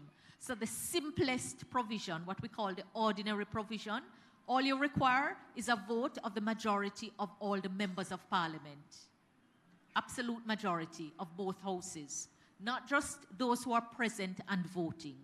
And then we have the entrenched provisions. To change that, you require 2/3 vote in both houses. Now, as the Parliament is structured, the government have the 2/3 vote because the Jamaica Labour Party has a large majority now, amounting to more than 2/3 of the total number. But you can't get 2/3 in the Senate if you don't get an opposition vote. And then we have the deeply entrenched provisions, have the highest level of protection. For those provisions, even if the two sides in Parliament agree, because you need a 2/3 vote, and you can't get it without the opposition voting along, the people will have to vote to approve it. The people who are registered to vote, because that's what a democracy is. So we have a set list of matters in the Constitution that if you're changing them, you have to go to the people. One is a process by which the Constitution itself is changed. So all of you wondering, why are we going through this? Why are we holding referendum? Barbados made a change and they didn't have to do it. Different thing over there. Right here, we have to go through that process. It is long, it is tedious, but there is no getting around it if we want to make the fundamental changes. And then it's the establishment of the Parliament, which consists of His Majesty, now King Charles III, the Senate, and the House of Representatives. The other one is how the Senate is made up. 21 senators, 13 appointed by the Governor General on the advice of the Prime Minister, 8 on the advice of the Leader of the Opposition. The other one is who qualifies to sit in the House of Representative. And that question has to do also with how you're elected and the process of it. And the next one is a broader question of qualification for membership in both houses of parliament, subject to disqualification provisions, Commonwealth citizenship, age over 21, and being ordinarily resident in Jamaica for at least 12 months preceding your nomination. And then we have the session of parliament, right? How long the parliament can be on break from one session to the next. Maximum of 6 months. Can't go over that. We get into a constitutional problem. The other thing has to do with the life of the parliament at 5 years. If we have to change that, the people have to vote for that. Then we have the extension of the life of the parliament. So we just came out of a pandemic. Elections were held 6 months before the constitutional life of the parliament ended. The reason why that happened is because if we got to the end of the life of the parliament and another wave of the pandemic and new variants hit, we would have been in a constitutional crisis. There is no provision other than wartime provisions for the holding over of the life of the parliament. And with the lessons from COVID, we know that other calamities are likely to strike, and we have to make a provision for that. A lot of other questions flow from it. Then powers exercisable by the Governor General about dissolving the parliament and when there is a vote of no confidence. And also the appointment of senators soon after an election is held to ensure that both houses of parliament are fully constituted. Where the executive authority of Jamaica is, and it says that the executive authority is vested in His Majesty, succeeding Her Majesty the Queen. And the other two things relate to how the Constitution interpretation matters, and then provisions of the Jamaica Independence Act when we gain independence. So all of you who are wondering, boy, something must cook up, because it cannot be that you say you want to change the Constitution and you give a timeline for a bill, and that timeline, I'm listening to the feedback, soon come to talk about that. And then you have to hear from the people how much can be done between now and then. I think that is the real distrust is. People don't believe government. They don't believe people. Mr. Thompson, you say people get elected and then you don't see them. We have some serious problems in the country around governance. None of us in government can stand up and say there aren't concerns. Many people feel undone by government. They feel that the bureaucracy has not served them well. Some even say that some people in government represent the old slave masters. And so we need to bust up the system and change it. Well, ladies and gentlemen, if we don't begin with that change of abolishing the monarch as our head of state, all of the other very important things that we need to work out, they will not come. Bottom line. So when you hear that a bill has been drafted, the bill to go to Parliament has not yet been drafted, but we do have bills. And by bill, we mean the document that becomes law, that goes through the Parliament for passing. It is because so many other people before us did a lot of work. They spent so much time consulting with the people, and we still didn't get it done. The nearest thing that was done was in 2011 with the new charter. Revolutionary. But that's just as big as it was. In the scheme of things, it's a small part of the work. So right now, you ask the question, what's happening now? Well, the truth is, Queen Elizabeth, whom we inherited when Jamaica became an independent country, has transitioned. And King Charles, her son, has replaced him. Jamaica had not a say in that. Some people felt an affection towards Queen Elizabeth. Others say they have no attachment to King Charles. So something is happening over there. But it's also because this is work that was started a long time ago, and there is never a right time to do it. Because some say you got to do it when you're just coming in power, because everybody's going to be occupied. Some say government afraid of referendum because of the experience with federation. Ladies and gentlemen, if we don't start in earnest to get it done, and if we don't take the step to get it done, people will come after us and we would have the same fate as those who went before us. So don't worry about the timeline that is indicated, because we will have to make an assessment of what you say on the issues that we will have to put to the people for their approval. And we come to listen because your views matter and your voice matter. Thank you very much, Minister. I believe Mr. Boswell, who is our youth advisor, wanted to make a comment. I'm going to allow you to go ahead at this time. Good evening, everyone. Now, if you look around the room, you'll see a fundamental issue. Just take a brief glance across the room. What's absent? Young people. I come from right up the road in Glendavon and Norwood. That's where I'm from. And one of the things I'm commonly hearing is a sort of thing set. And that transcends from just the issues of crime, but also across government. Because many young people have lost trust in the processes. We can't wrong them. Now, I heard the gentleman who spoke about indigenous people and the Rastafarian, and it's a pity he's not here. Because we have to engage those young people who are from the Rastafari faith. Because guess what? We will be the ones who will have to leave and live in a society based on what we decide today. If you look at what happens, young people make up majority of the population now. And so we have to be deliberate in how we engage. Because, again, as we move forward as a society, we cannot do it without young people. I heard the question on how do we engage and why no. You see, the same as the thing set mentality.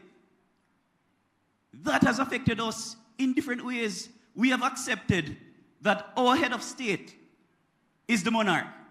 And we are okay in many regards with a Jamaican being his representative.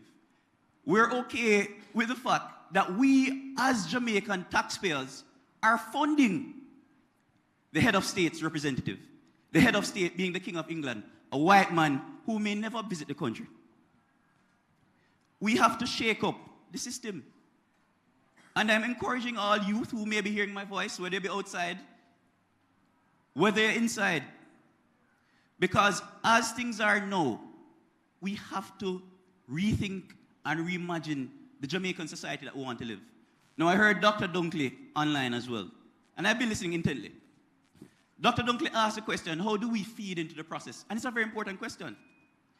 Dr. Spence would have spoken to the different avenues and channels that are available.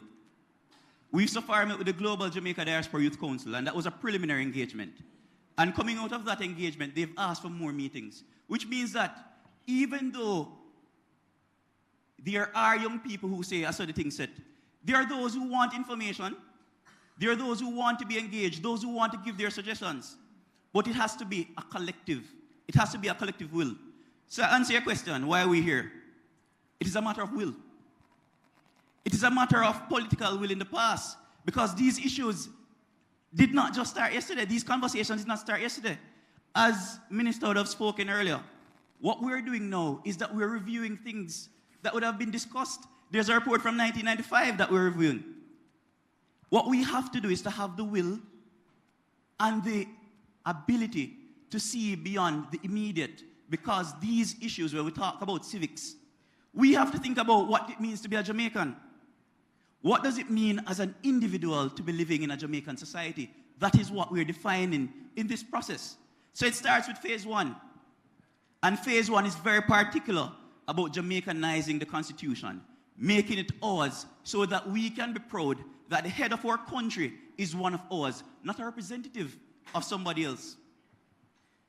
The fact we fund the head of state representative. So we pay to have somebody from the UK represent us in the country. I saw the thing said, that don't work for me. We have to have some form of change. Now, as we embark on the consultations, I got a message from a young lady who's a youth parliamentarian, and she represents indigenous people in the youth parliament. And she said to me, I want to meet with you because our young people need to be heard. And I'm saying it here that this first official town hall consultation, it cannot be the last, and it won't be the last. But this cannot be the only consultation that happens in St. James. We have to go into the communities and engage the community members, because again, we, the committee members, aren't singular voices. And I don't think that I'm a singular voice for young people of Jamaica. And so we have to be in the communities to hear. And I am going to make this, Minister, I'm going to use some privilege, to invite ourselves to your communities. We want to hear, we want to engage, because this is our constitution. It's not the CRC's constitution. It is a Jamaican constitution. And in Jamaicanizing it, there can be no elitism in the process. And my fellow colleagues don't see that as something that we want, any form of elitism. So we have to work together. We have to have the collective will. We have to have the collective belief that better can come. And we have to hold our leaders accountable in the process to get better. That cannot be absent. Thank you. Thank you very much, Mr. Boswell. I'm going to allow Dr. Elaine McCarthy to make a comment at this time, and then we're going to take the gentleman in the back who is pretty close to the camera in black. So, Dr. McCarthy, over to you. Thank you very much. Now, as I sat here and looking at the process that we are engaged in, it's one which is going to require of us a will to change. We need to stop at this point and take stock of ourselves. How do we view ourselves as a people at this point in time? The other question I'd like to ask is, do we have the self-will and the desire to acknowledge that we are at a state where we can handle our own governance? We have to ask ourselves these questions. I know change is something that we try to avoid as human beings. But in order for us to move to the next level, we will have to confront change. We will have to decide within our minds that this is what I want to do. I'm going to take a step of faith, as it were. And I know that based on past experiences, we have had past experiences that we can use to build on in order to move forward. But we will have to have that mind of coming together and wanting to do this thing and believing in ourselves that we can do it. After 60 years, we have had enough experiences that we can pull on and use those to move forward, to become truly independent, where we make our own laws and have a say in the things that we do instead of having to get the approval elsewhere. So I just want for us to, be mindful of this fact that we need to push forward, and this is the time. And as was mentioned in our meeting today, this is not coming out of a situation where there is war, and so we are being pushed into this kind of thinking. But it's one in which we are sitting like this and talking. And as Dr. Spence says, it's a prime example that democracy is alive and well. We are a strong nation. And we have a deep desire to see the best for Jamaica. And so I want for all of us to really look at what is happening, make sure that you have an input in all that is being said. There are various social media platforms that has been opened up, and the church itself, of which I am a representative, we are going to be getting out there. We have actually started already, and there are other meetings like these that we will be having, so that everybody at the end of the day will be informed as to what you're asked to vote on. We need to ensure that we know what it is, so that when it comes to the time for us to vote, then we are able to do so. We have a will. We are a strong nation. When we look at our heroes, even where we are today, Sam Sharp Square, and the man that represents the square, you can see the will to change things and not sit around and accept what was handed down because there is better for the beautiful island of Jamaica. That's what I just like to say at this time.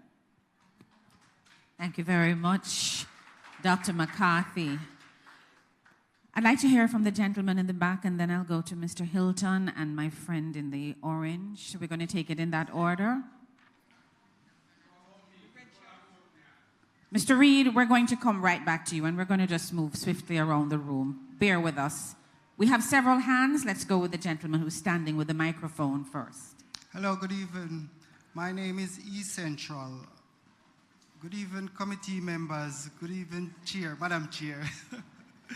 Well, so far we find we have the Parliament stream live, we have the Senate stream live, we have the Public Committee stream live, we have the bail bill stream live, we have 24 clauses and 4 schedules. As important as this meeting, is it possible to have a live stream sittings going on from here back then? Live stream of the meetings of the committee? Yes, please. We're considering it. So, I said before, there is nothing to hide.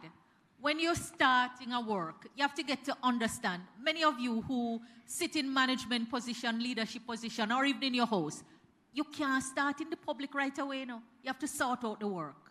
All right? But there is nothing to hide. We're going to make available the records of the meeting because we're archiving them.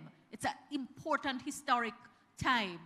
We are going to, we're considering how and when we release the minutes of the meeting for those who would like to see. So that one issue is what I hear a lot of people say. They want to get a bird's eye view into the room when we are discussing the matter.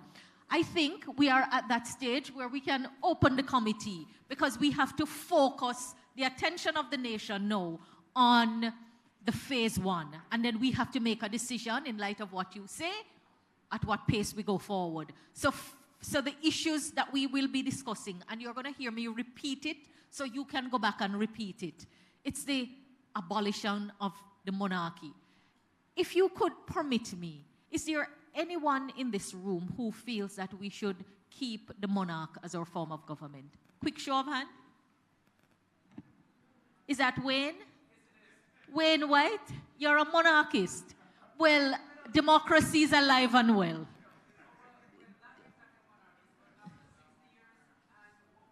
We can't hear you without the view. Not right now. So how many hands? Let me see. How many hands? 2 hands. 3 hands? 3. All right. So let me do the reverse now. Who in the room would say, go ahead abolishing the monarch as our form of government? Let's see the raise of hands. We have to see. And those who haven't raised your hands. Some are abstaining. What happened? You're not sure yet. But from the show, those who have spoken, we're talking about those who have spoken, it is the majority that say abolish. Remember I tell you about doubt and unbelief? If you are doubtful at this time, ask the question, seek the answer. But don't be an unbeliever. When you get the answer, you don't want it, or you don't want the answer at all. All right? So, phase 1, what kind of president? What kind of president for the republic? All right? What powers we're going to give the president? What term of office? What will be the process by which we put the president in place? These are the matters that I really want to hear you talk about. I also want to hear about the other issues, you know? But because the work is phased, we will come back on the other issues, even as we're prepared to hear from you what else you want to talk about. Because we didn't set the list. We have to follow the Constitution about the things that we have to engage the people on. Thank you, Minister. I believe we have Mr. Norman Reed, who has a microphone in hand. No, Norman Reed. So my question is the other issue. Will you be visiting a compound? What is your plan to engage the Maroon community? And what is the game plan to bring them on board? Thank you very much. At the end of this process that is taking place in phases, We want to write a new constitution for the people of Jamaica. And I think we have to engage all of the people of Jamaica. Our motto, out of many one people, is still an aspiration. It's still an aspiration, meaning we have a whole lot of life to breathe into it. Minister, just to one make moment. it a reality. One moment, please. I'm going to ask us to just be attentive because I know some persons are having a little difficulty hearing. So I need your undivided attention, please. Thank you very much. Thanks, Minister. We're going to move to the next person. Can I ask Mr. Reid if he would arrange a meeting in Maroon? Okay. I was just asking because you raised the concern.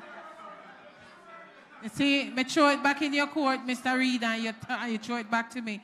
But as I said before, we are ready to hear every perspective. And so, of course, the Maroon perspective is an important one. Thank you. Can I tell you a quick joke? So somebody said to me early in the form, you know, Minister, to really Jamaicanize the Constitution, don't adopt any of the Western titles. Jamaica, no problem, man.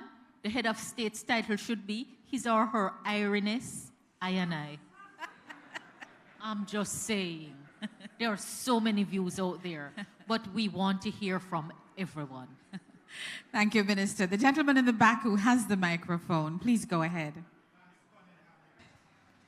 Mr. Cunningham. Lance Cunningham here. In light of what you recognize, Mr. Youth, man, the absence of youth within the audience here, I am asking the question whether or not you're going to be taking these consultations to high schools, colleges, and universities to get the inputs from the youths, given the fact that there might be several reasons why we're not having them in these consultations, probably where they live, maybe financial strains in coming to these parts of the city. So this is something that we need to consider, you know, taking it to the schools and colleges. Great question, sir. And the short answer to that is yes. Because not only do we need to engage them, but there's a sense in which, even as we look at the demographic in our nation, there's a high level of ignorance of our Constitution. That's the reality. And I'm not cussing anybody about that. It's just the reality. And there are generations, because we don't teach ethics in school anymore, for instance. So we need to engage. A part of our mandate is to facilitate public education. That needs to happen through the ministry, and to happen particularly with that demographic of which you just referred. Very, very important. They need to understand it, and also they need to be able to speak back to us, because I believe we have brilliant young people who have ideas which they will need to share with us, and we want to hear it.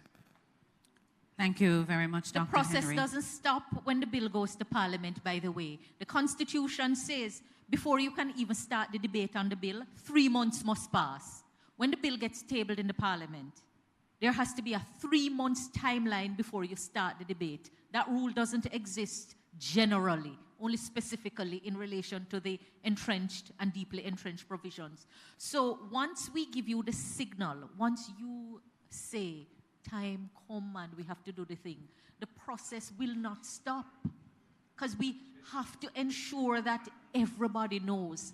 And the process to educate the people about the Constitution is one that's going to take about a decade. So we can't even, one suggestion was to put the whole Constitution to the people, a drafting proposal. And somebody said to me, but the people don't even know what's in the Constitution yet.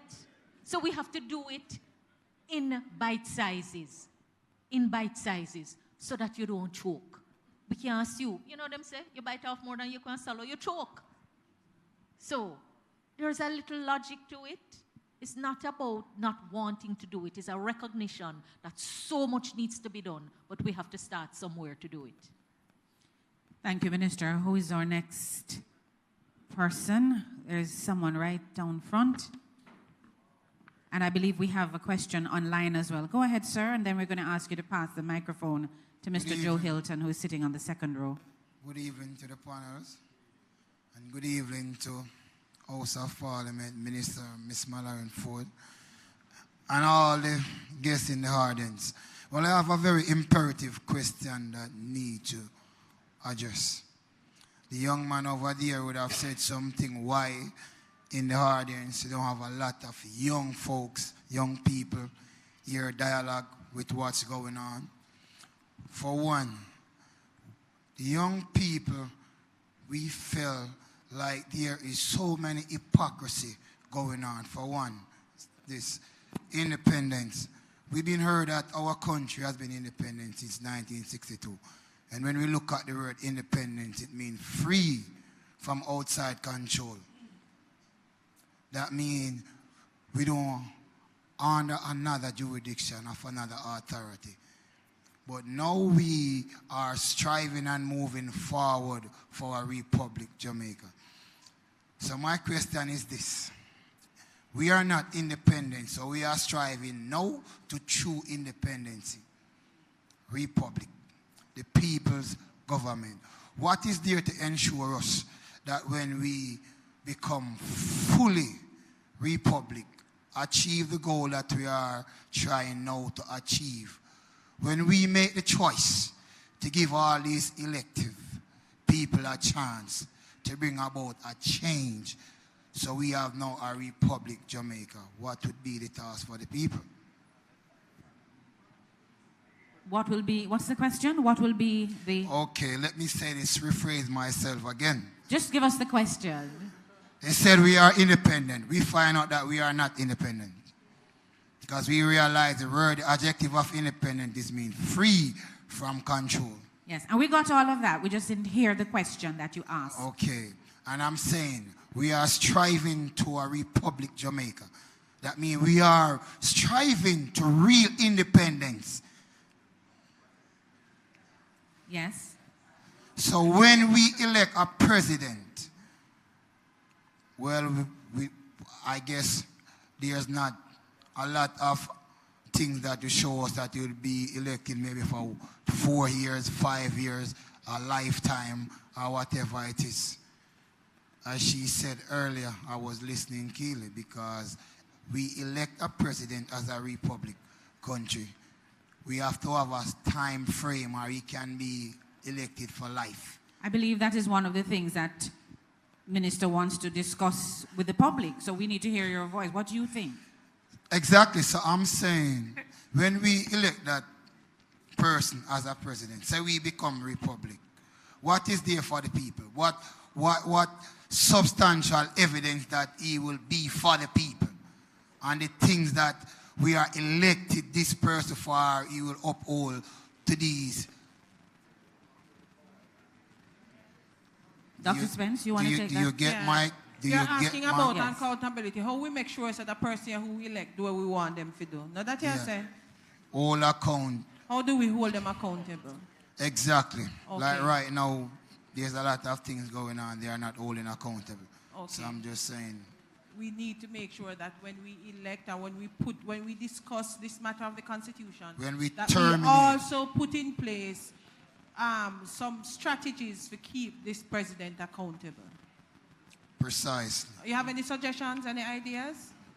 That is what I'm asking. All right. For instance, like in America, a president does something wrong, we impeach him, hold him accountable, imprisonment. But that is brilliant. So say it. I think we should have impeachment provisions. That we don't need to say a thing more. Put on your mic and go on. You say it. My brother, I will say this. Thank you. I'll say this. Right. And Nadine is right, and I'm agreeing with her. The former committee actually recommended that there should be impeachment provisions as we go forward, and that is a part of what we will also need to look at. So that's a very important question you ask, and impeachment is one way in which we can hold whoever is in that role accountable. Thank you. Now we're getting into the thing, Madam Moderator. Somebody asked about life appointment. What do you think would be a good term for the life of the president? Remember, the life of the parliament is 5 now. So what would be, and the president would be at a higher level. What term would you think would be appropriate? We're hearing different things. We're hearing 4, One at a we're time, hearing 5. one at a time. Let me see the hands of those who say 4. Those who say 5. 6?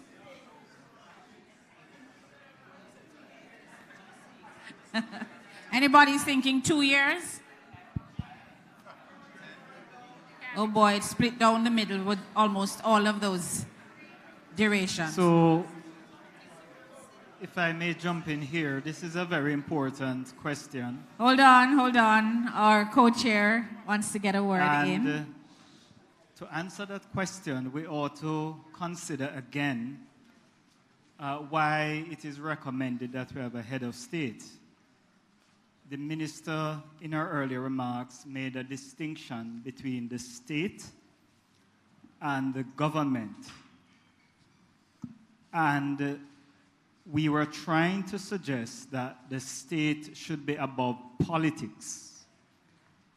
And so you want to consider, how do you, in addition to the process of selecting the head of state, what else can you do to ensure that the head of state doesn't get mixed in with the party political processes? So one of the things you may want to consider is whether you want to have a term which will almost guarantee that the two will never coincide, that there will be some distance between them. And so you may want to consider whether a longer term than the term that is provided for the life of the parliament may be considered. And, you know, we have had recommendations, by the way. The recommendations have been between, say, 7 years to 9 years, that sort of thing. But whatever you recommend, consider the fact that we want to, if we separate the head of state from the head of government, we would like to ideally keep the head of state above the normal party political affairs. Thank you very much. You don't want a head of state that is going to come when one party is in power and change when another party in power. You want a head of state that would go across the divide to maintain stability and to be above the politics. And this is in keeping, Minister, with the point you made earlier on, that the state sits above the government. And so that would be ideal. Yes. You have a response, Mr. Thompson, but I believe I have somebody who is in the front row who has been waiting for a little while. So give him a chance, and we'll come back. Good evening. My name is Joe Hilton, a Justice of the Peace in St. James. This question is directed primarily to the Minister. At what stage is our final court taken into this consideration? The final court is not really out of the consideration right now, but the process to change the court is not a process that requires a referendum. My good friend Anthony here, at every opportunity, has reminded that we can't really do this work without considering what the final court is. Because so much work is involved in changing the Constitution, breaking it and making it. The wisdom from those who have done it before, those who have studied it, say the better approach is to take it in stages. Otherwise, you're going to run into a whole heap of problems, more than you can ever imagine. So the reason for this approach, to put the work in phases and to organize it in such a way, really has to do with who has to make the ultimate decision on the change. Not who is informing the decision, you know, because the decision must be informed by the people. But at the end of the day, who is going to make the decision for the change to happen? All right? Who's going to make it? So we're starting with the matters that say the people will ultimately have to make the decision. And then we go into what is stepped back, where the representatives of the people, both sides having to come together. We're going to have to talk about the final court because views are deeply divided on it right now. Some say keep the Privy Council right now because countries that have ended the monarch as their head of government have kept the Privy Council. Some say, but the Privy Council is tied to the monarch, the king. So for us in Jamaica who have the king as our head of state, when an appeal goes to the Privy Council, it's an advice to the king to allow or disallow the appeal. For a country like Trinidad that uses a Privy Council, it's a court in its own right. So the institution of the Privy Council has transitioned from just being an advisory committee to His Majesty the King, to a court in its own right. But here is the problem. The court is in England. It says it will come to Jamaica to sit. It has never come. It hasn't come yet. But we need a visa to go to England. And there are issues around cost and access to justice. Those are issues that we will have to take seriously. So, because it's not a matter that requires a referendum, that's the next phase of the reform, right after we abolish the monarchy. There seems to be consensus on abolishing the monarchy, those who have had their say. But we don't have a consensus yet. But there is no getting around making a decision on which court should be the final court. Many are saying CCJ, the Caribbean Court of Justice. The opposition position is clear and strong on it. And others are saying consider final court. When that matter comes up, we're going to have to weigh the arguments because there won't be any putting off of it. It's just that if we don't get this done, we may not get to that. May I just say a few words on that? Because I think for the people to practically consider this issue, I think more information needs to be put out into the public space. And so consider this as part of that process and the reason why the opposition feels very strongly about this. The truth is that Trinidad, which as the minister indicates, still has an appeal to the Privy Council. Trinidad does not have the obstacle that we have about getting a visa to go to their court. The truth also is that in the current situation, unless we heard from a businessman today,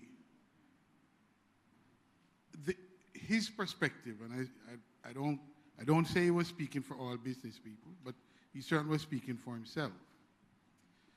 His perspective was that the cost of litigating, of getting a decision from the Privy Council was prohibitive. Not only that, he spent some time discussing the length, the time that it takes. He recognizes that for commercial matters, this is a problem as well. I want to suggest that where you have these kinds of issues and concerns, what actually happens in the law, and those of us who are in the law and practice the law knows that what you get are compromises very often because the decisions are so difficult, so expensive, that instead of vindicating your rights in contracts or in law, you tend to then compromise cases. That's not the best way to develop your law, your legal, and your jurisprudence. That's not the best way to do it. So access to justice, we contend, must be one of the values to this whole constitutional process. Access to justice. Thank you, Mr. Hilton. We're going to take one of the questions that we have from our participants who are online. Ms. Nichols, would you go ahead and just read one of those questions for us, please? check.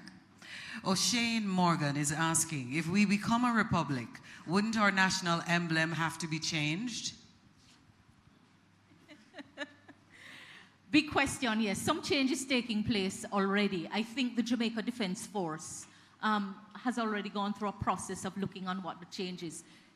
Interestingly, I was speaking to the police officers who were in here, and all their buttons have a crown on it. And that crown really should change as the crown changed from Queen Elizabeth to the monarch, which is a whole heap of money involved in changing. Simple answer is yes. But do we change it from Queen Elizabeth's emblem to King Charles' emblem, or do we just hold it and change it to the people's emblem? What do you say? Huh? Spend all of the money and change it? Right, when we can use the money for something else. But one of the other questions about the emblems asked is about the coat of arms. Asking whether we should change the coat of arms. These are matters that we will have to decide. As a matter of fact, you notice Costas is in the gold chair? So one of the other questions, is what will happen to the office of Custos? And, you know, since Custos represents the Governor General, who represents the monarch and the Justice of the Peace. So we have a whole lot of related matters. So in this first phase, once we move to abolish the monarchy and establish the office of president, we have a whole heap of other things that need to be done. And some of those things we can work out while the bill is going through the parliament. We can work those out. Because the work doesn't stop when the bill goes in the parliament. The 3 months between the tabling of the bill and the commencement of the debate, serious public education. The 3 months between the end of the debate and the taking of the vote on the bill, serious time. So we are in for a long time of reasoning. Teach and learn. As we share with you what is in your constitution, we have to hear from you how you would like to set it. It's really a teach and learn time for us. And so the question is, why no? And I would ask, if not no, when? If not no, when? Every time you ask, and I'm not just throwing the question at you, I'm really seeking an answer. When I looked on how much work was done by those who went before us, it's as if the people, I'm not saying that is so, I'm just saying an impression among the many impressions, were content with talking the issues to death without ensuring that the next step was taken to implement. At least we got the Charter of Fundamental Rights and Freedom implemented, and that came after about 20 odd years. Nadine, you said every generation must do its share of work. It is my hope that my generation, in politics, elected in the democracy, will take the bold step to do what we shouldn't put off for any longer. Minister, I just wanted to say you can help because, you know, I am just hugging up the Constitution and learning about it. Some other people know it a long time. But one of the things I learned is, and Minister, you can correct me or anybody else here, is that things like our flag, our national anthem, our emblems were not included in the Constitution. So part of what we have to do now is decide how do we include those in the Constitution. Because remember, one of the things that Minister explained was that the Constitution was written and then in Jamaica and then passed in Buckingham Palace. So somebody asked about the emblem. Some of those are not even in the Constitution currently. So as beautiful as our national anthem is, the Constitution doesn't formally recognize it. And Mr. Hugh Small online wanted me to say the young man who raised the matter of impeachment, he said elected president. But remember, part of what we have to agree on is whether we elect directly a president or we ask our representatives to select and elect one for us. All right. Thank you. Thank you, Dr. Spence. We're going to go straight to the floor again and to get as many of your questions as we possibly can before we wrap it up for this evening. Go ahead, sir. All right.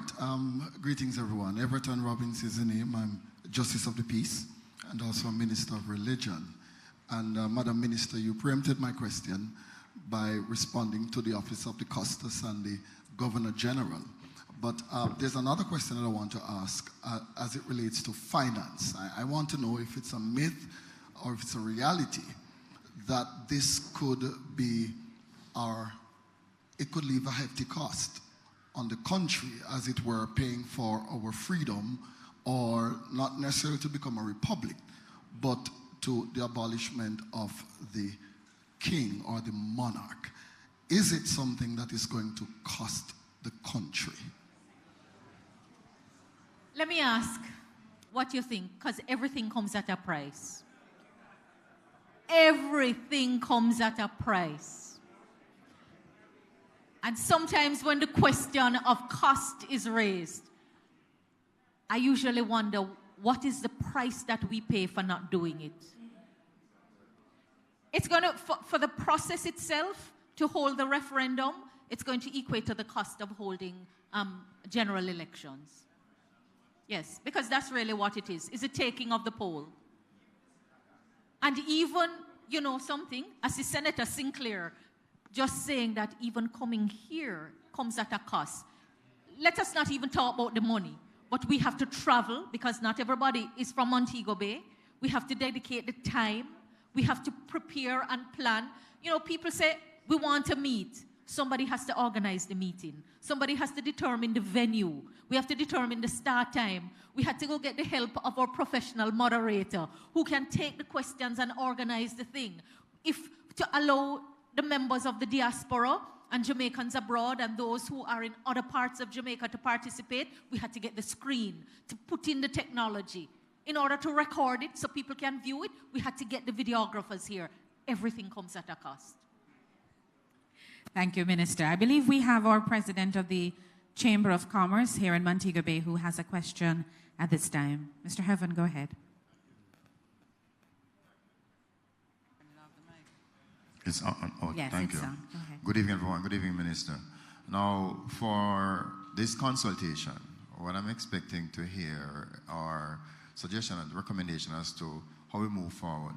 I know the Minister mentioned that we'll have, this is phase one, which is the abolition of the monarchy, putting in place a republic, which is the president. So the question is, what, as I hear arguments, but what suggestions are we moving forward with as to how will we elect or put in place, not even elect, but put in place a president as one. And what consensus is there on selecting a president? Another question was asked by the minister as to who want to get rid of the monarchy. And a few hands for and against. The question is, in putting a Republic of Jamaica in place, what are the benefits of having that system? And what are we losing in getting rid, if we're losing anything in getting rid of the king, as it is? But I must also commend the powers that be to move forward with this now, because we know the 1995 Joint Select Committee on Constitutional and Electoral Reform, 1995.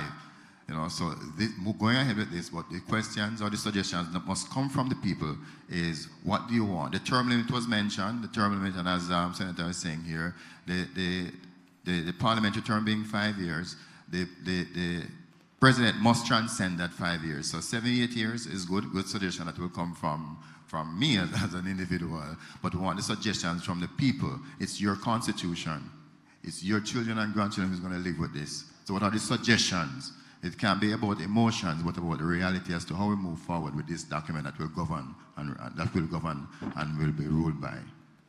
So, Madam Moderator, if maybe we should get a sense from the people whether you agree that we want to put it above the partisan politics. And there would be good sense in ensuring that it is greater than the life of the parliament. So you don't have a head of state changing because you have election for your head of government on your political party system. And what would a term of years, what would the term look like by way of years? Suggestions have come 7 to 9, And Oral, you're saying 7, at least 7. Let's hear from you. What do you think? What year? We have to find a way, Madam Moderator, to canvass the numbers. Yes, let me see the hands of those persons who are saying 7. You know, it would be good to know as well the reason why, because I think the justification would help us as committee members to understand the thinking behind the number. And I believe Minister gave some information just now which would suggest why that recommendation is being made. So I'm just hoping that everybody understands and will be willing to vote. Allow me to acknowledge Honorable Homer Davis, who has since joined us. And Mr. Thompson, your hand is way up in the back. How many years you're saying? What term of office?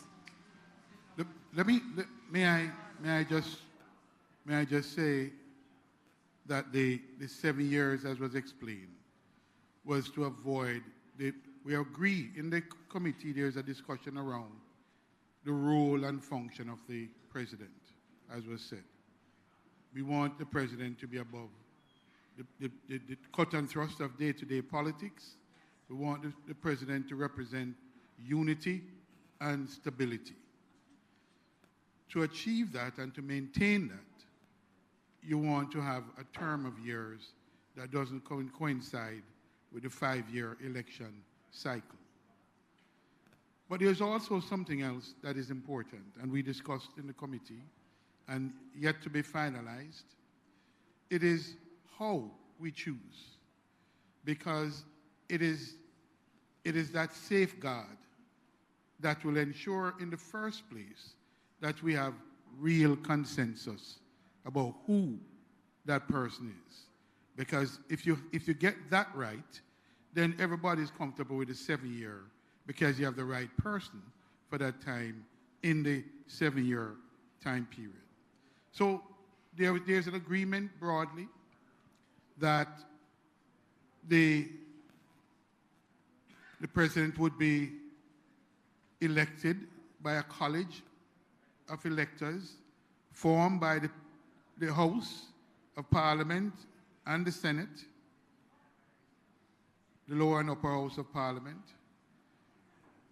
that there be a vote by that joint group. The question is whether that is a and I think there's agreement on the 2/3 vote. But the question is, importantly, whether that is taken separately or jointly. That's an important question, because as the minister pointed out earlier, that 2/3 majority is achievable from time to time in the House because of the electoral cycle. The creativity and imagination in the Senate appointment is very important, and that is what obtains now to preserve that that consensus around critical issues. And so that needs to be definitively finalized. The opposition is on record of having a 2/3 voting separately in both houses. Thank you, Mr. Hilton. I believe we have a lady in the back who has a burning question. Mr. Thompson, find yourself near to the microphone in the back so you don't have to shout from where you are. But madam, please go ahead. Hello, good afternoon. I'm Rashay McKenzie, youth and a Justice of the Peace. And Ladies and gentlemen, please. Hearing a lot of questions, but I would love to give a solution, especially to Mr. Boswell. I would love for you to see if you can have an extensive committee in all 14 parishes for youth. I would love to also recommend that you have a debating competition. Instead of going into the schools and speaking to the youngsters, it can get a bit boring. And not all of us, we don't have the time for, sometimes you have different type of speakers, so maybe monotone.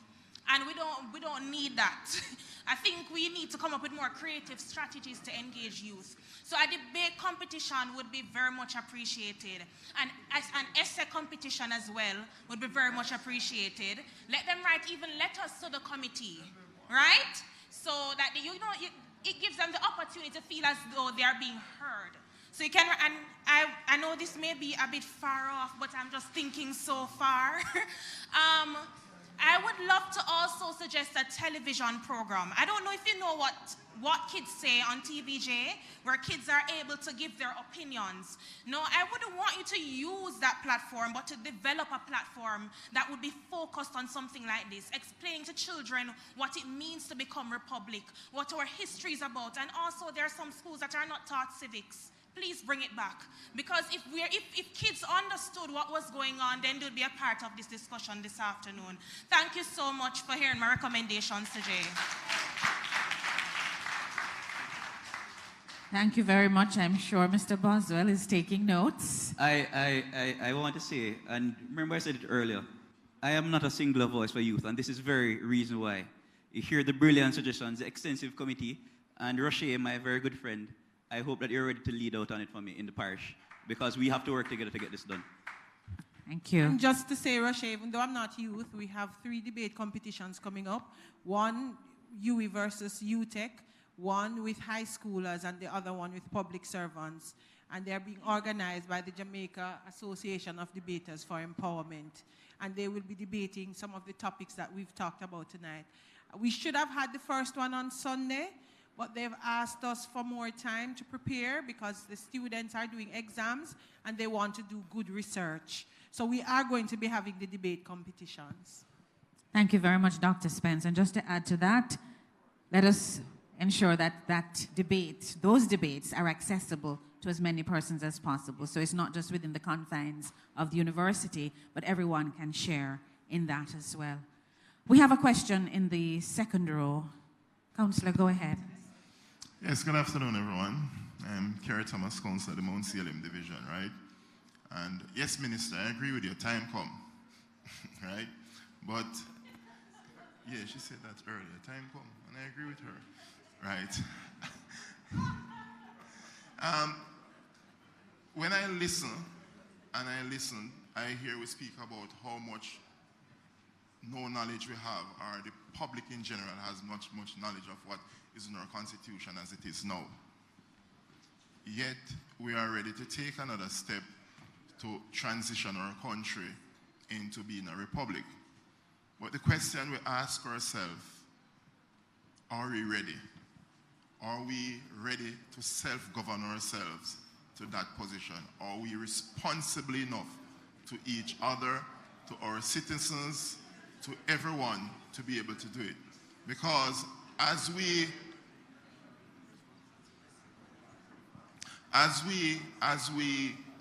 move forward, ladies and gentlemen, please allow him to as complete we his move question. forward and we look at just generally our respect for our country or respect among ourselves as people, are we at that point?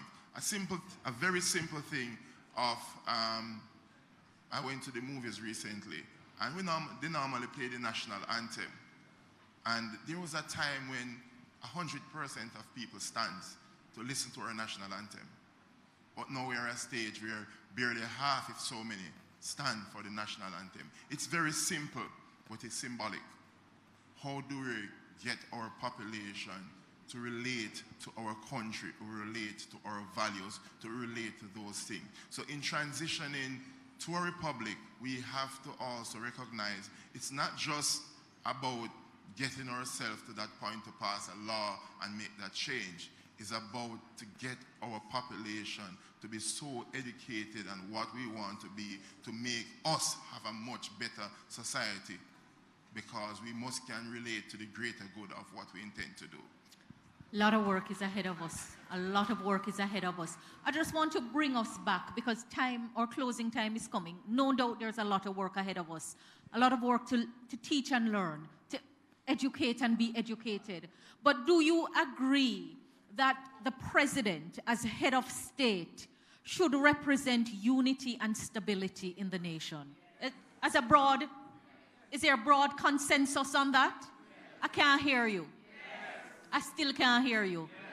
So the next question that flows from that, how do we choose? How do we choose? That's the next thing.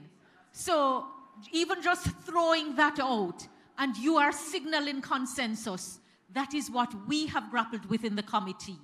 And, you know, the wisdom of it is kind of clear, and I'm happy. How do we choose? That's a question that we all need to consider. Sir Bob, are you going to ask a final question? Yes. Do you have a comment, Ambassador? Yes, I wanted to just offer for consideration the question we were just asked about our maturity and readiness to govern ourselves. And I am sure, I heard some rumblings, so I'm sure you have your perspectives, but let me just indicate one thing. At the moment, we are linked to the motherland that have been governing themselves for centuries. So you would assume they are mature enough to govern themselves, the UK, right? Well, would you believe that in the past 6 years, the UK has had 5 prime ministers? Okay? In the past 6 years, there have been 5 prime ministers. And we spoke about our democracy, and there are criticisms of it, and we will improve it. But one of the good things about us, no matter how much we quarrel with each other, when the people speak at election time, we have always respected it. And I think we should give ourselves some credit for that. We have a strong democracy. It can be improved. We're working to improve it. But you look around the world at those countries that you think are mature enough to govern themselves, and you look at what has been happening in their governance compared to what has been happening with us.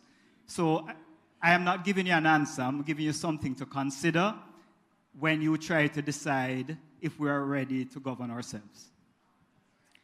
So how do we choose our president? So we have a parliamentary, the proposal is for a parliamentary confirmation process. All right? Your parliament are the representatives of your people. It might not be where we end it, because I'm hearing views about wanting to elect directly. I hear the views. So we're going to talk. All right. Thank you very much, Minister. And before that, Ambassador Rocky Mead, co-chair from the Office of the Prime Minister of this committee. Sir Bob, your mic is live. Go ahead. I feel like Peter touched a while ago. You know, Peter touched go on the stage, the mic didn't work. I feel like that a while ago. But anyway, Empress Malahoo, Mr. Hilton, greetings. You know, the member said that we're not ready, but Rastafari has been promoting get rid of the king and the queen for a long time, so Rasta ready. Bonfire for that. Tagline, Rasta ready, Rasta ready. All right.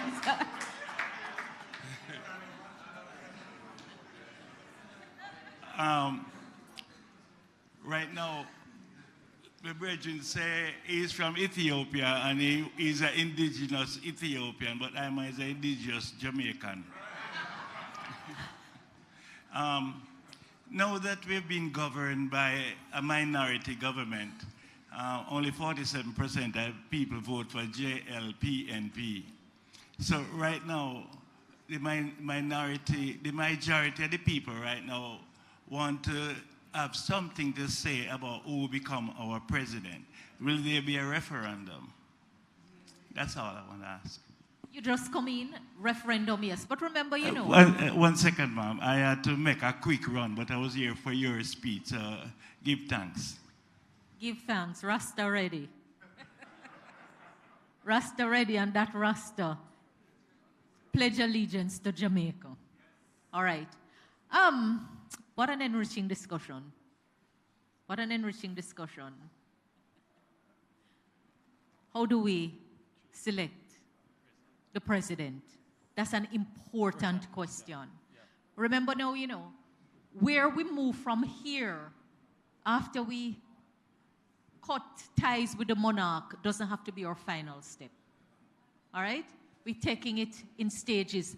But whatever kind of president you want, we can only get it if we start by abolishing the monarchy as our form of government. So immediate question is, what is the process? What type of president and what is the process by which the president would be selected? For what period, as a term of the presidency, and what powers we will vest in the office of president. So do we agree that there are some things that we should put above the partisan politics that is part of the democracy? That they are important, we need to set them above it. You agree with that in principle? Can I hear you? All right, so we'll have to work out. If we know the principles and we agree to the principles, it becomes a lot easier to work out other things. And these are some of the guiding principles that we have been looking at. These are some of the guiding principles. Madam Moderator, I see someone is... Thank you very much, Minister. We're winding down, and so we're going to take just a few more questions, and I believe we have one person who has a burning question online. So, Senator, go ahead, and we'll take the question online after.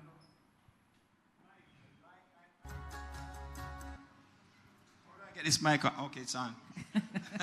There you go. All right, I have, in relation to the referendum, when you took a vote in the room, you had a few persons saying that they were in favor of the monarchy remaining, right?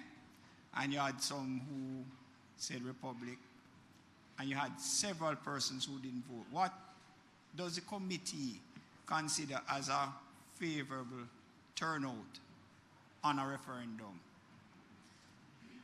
in respect to the vote? If you have a minority of persons turning out to vote on the referendum, I'm just wondering if you have a So the referendum does not require, the referendum just requires the majority, depending on how the vote is taken, of the people turning out to vote. So your democratic process, you know, respects the fact that people may not come out, but at the end of a process, it yields a result. So if you want to stay back when a referendum is called, the truth is that you would have to live with the result of the majority of the people. There are other issues that we have to work on why people are staying away, the apathy. Very well. And the question that you touched on just a while ago in respect to how to elect a president.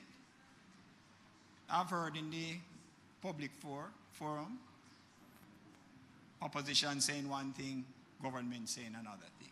I don't know if that has changed in any particular way, but over the many years since 1962, since we have been appointing a governor general, a person who is above the fray, have we had a problem in how he has been appointed? Have we had a problem with the person who has been appointed as governor general?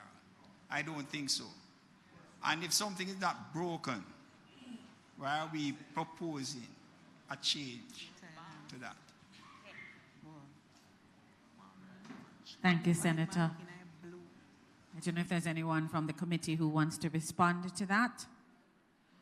To the best of my knowledge, no. And we have had governors general who have come out of the political class. We have Sir Howard Cook, for example, Sir Clifford Campbell, citing two from both sides, and there has not been any issue. We have managed to have governors general who have truly been above the fray. We have had them truly above the fray. But my friend Anthony was saying, we're looking forward, not so much backward, but he also said that, you know, the things that have been tried and tested that we don't have problem with, let us consider seriously why we would discard them.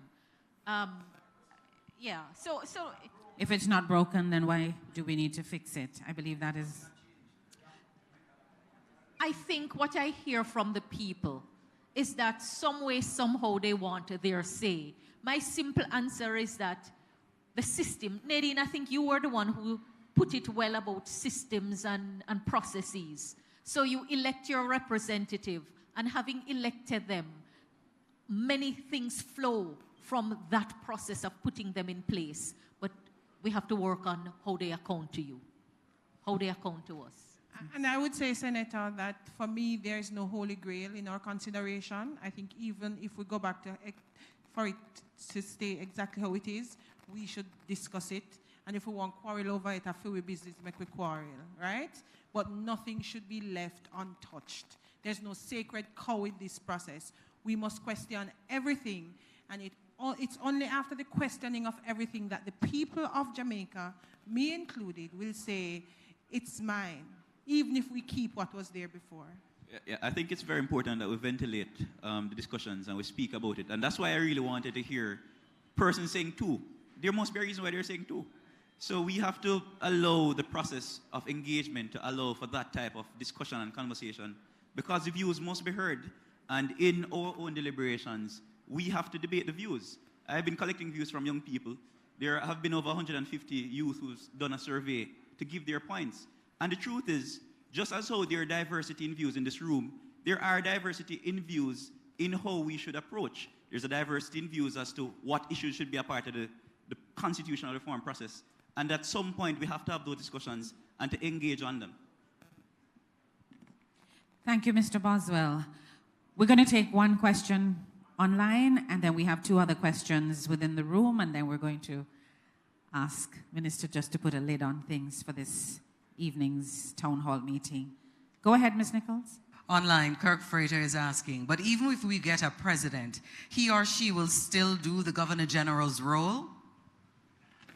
No, the president, well, so the Governor General carries out important functions as head of state. Ceremonial functions, executive functions. Governor General has power to act in his own right, but the Governor General represents the king. So the thinking so far is to look at the ceremonial powers and look at the substantive executive powers. And we have been speaking mostly around appointments to sensitive positions that we believe is not in the best interest of the nation to have them politicized. You know, the quality of service that you get from government is a reflection of the quality of your civil service and your public service. And politicizing the civil service has not helped Jamaica at all. I'll give you two extremes. When the party that is in power, that the political people represent, are from, two extremes. One, they will say, I don't have to do anything because nobody now fire me. My party in power, I don't have to do a thing. And the people are not served. And you can have another extreme. My party is not in power. I'm not doing a thing to make this governing party look good. And you have sabotage. The people are not served. Those are the extremes. You have things in between. And we have gone through periods where right now the people are not being well served by government. And everybody expects the political directorate to step in and do everything. I have learned so much from being an MP, so much. When I tell people that the face of government you see, if you go to the tax office, is going to be the face of the person who is serving you. And if that person serves you well and courteously and efficiently, that's the face of government. If them sour and inefficient, hiss them teeth by you and all of that, that's the face of government. It's not the minister or the MP who is able to be the face of government at that time. And we have to make people understand what it means to be a public servant and a civil servant. We don't want no politicization going forward of our civil service. We need the people to be served because the bureaucracy has not delivered results to the people. And that's one of the changes that must come out of this. And so, appointments to these important offices where the people must be served outside of politics, regardless of your politics. And don't knock the politics, because the competitive politics is the lifeblood of the democracy. We just need to behave better with integrity, right? And our word must mean something, and we must do the work on behalf of the people. Thank you, Minister. There's a young man in the back who has a question. Go ahead. Good evening, everyone. My name is Mikhail Brown. My question is, what are 3 benefits to Jamaica in moving away from the monarchy and becoming a republic? Also, 3 negatives as it relates to international relations, which may accompany this move. 3 benefits and 3 negatives as it relates to international relations. Mr. Hilton? Let me start with what is for me the easier one, because having served as foreign minister for Jamaica, I can tell you that the way countries look at other countries and size them up, sometimes in the diplomacy, you don't get a frank discussion about that. But you can tell from what is many times not done, or benefits that you could accrue from different types of relationship not happening. What do I mean by that? Countries that are self-governing countries. In the community of nations, they know who are actually independent and who are not. They know our structures of government. It's a business of every government to know about other governments. And not just on a surface level. They dig deep. They try to understand the politics, how things work, who makes decisions. Are these real people, real governments? Or are they paper governments? Or governments that are not strong and self-determinative government? These are assessments that are made in our foreign relations. Okay? So one of the benefits, I believe, to move into a republic system is really that other governments looking on can see a responsible people, a people who understands the challenge of being a republic, the challenges of taking responsibility, but do so and do so well. So it is for me as much about how the people themselves feel about themselves and how that is communicated to the rest of the world. The world is observing, the world is listening, and the world takes note of what and how the country decides. So this process will be watched very, very closely by governments internationally. And it's an important question. I want to add to that to say, in becoming a republic, one of the significant benefits is the opportunity that it now provides for us to learn from our history of some 60 years of putting in place the kind of governance arrangements that ensure greater accountability and responsibility of those who govern our nation. That's very, very important, because there is a direct link, I would suggest, between how we are governed and issues of corruption, issues that cause us a lot of pain, even the crime and violence. And we need to look at those issues. Should our parliamentarians, for example, be ministers of government, or should they be focused on representing us, the people, whilst we pick our best from among us to be ministers of government? Those are the kinds of things that if we focus our minds on the kind of governance arrangement we have, that would be a significant benefit that could come out of this exercise as we engage this process, ask those kinds of questions, and create the kind of republic that we need. So republic is not just a word. We need to ask ourselves, how are we going to govern ourselves so that the people really are supreme in the governance of our nation? That's a benefit. If I could add one other one, is that, we talked about the fact that the 1961 Constitution didn't really involve all of us. Perhaps we weren't at the place that we could have had that discussion at the time, but I think certainly now we can. And I really like the fact that we are here disagreeing and agreeing on what is in our Constitution. Like, this is, I don't know if you know how phenomenal this is. That this is one of the first time, it's not the first time, but that this is happening now, that we are having this conversation. And I think, It means that we are willing to take ownership of our constitution. It means that every one of you should leave here and start asking, where do I get a constitution? I want to see that old one. That's a level of personal responsibility it asks us to take. And that we gather at home, at church, in school communities, in clubs, and start for ourselves having the discussion about what is in this thing. And that is, I think, a first part of that important process of becoming sovereign people.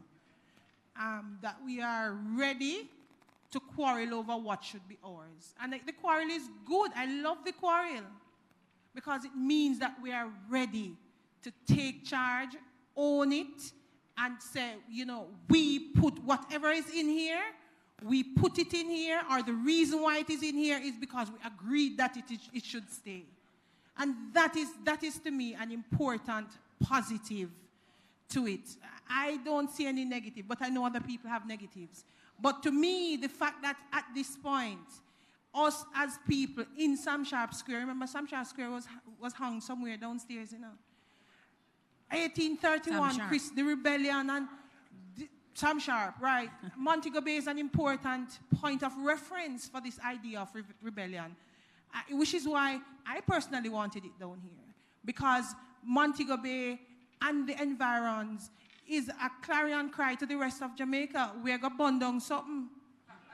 And this is where we started it.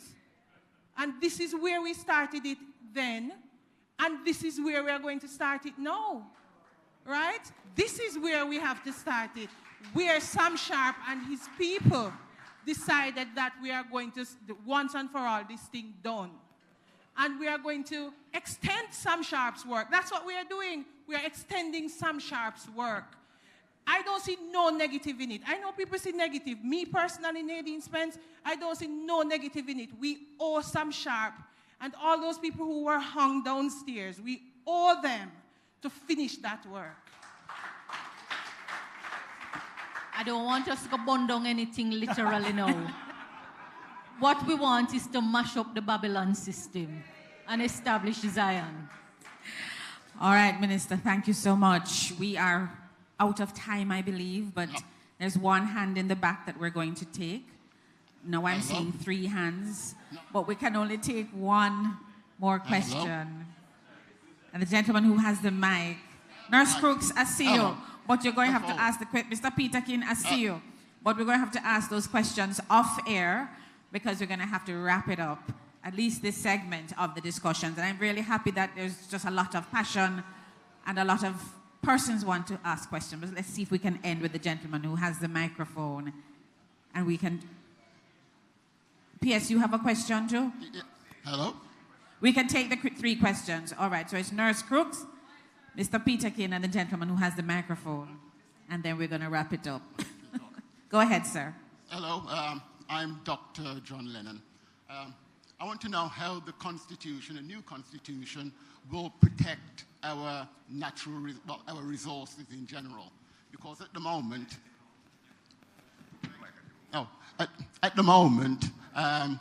they've been exploited, especially by foreign investors. So if you look at bauxite, between 2017 and 2020, bauxite earned $3.215 billion US, but the Jamaican people received only $2 million. Well, that can't be right. Wildelco is actually unprofitable. An unprofitable company cannot benefit Jamaica.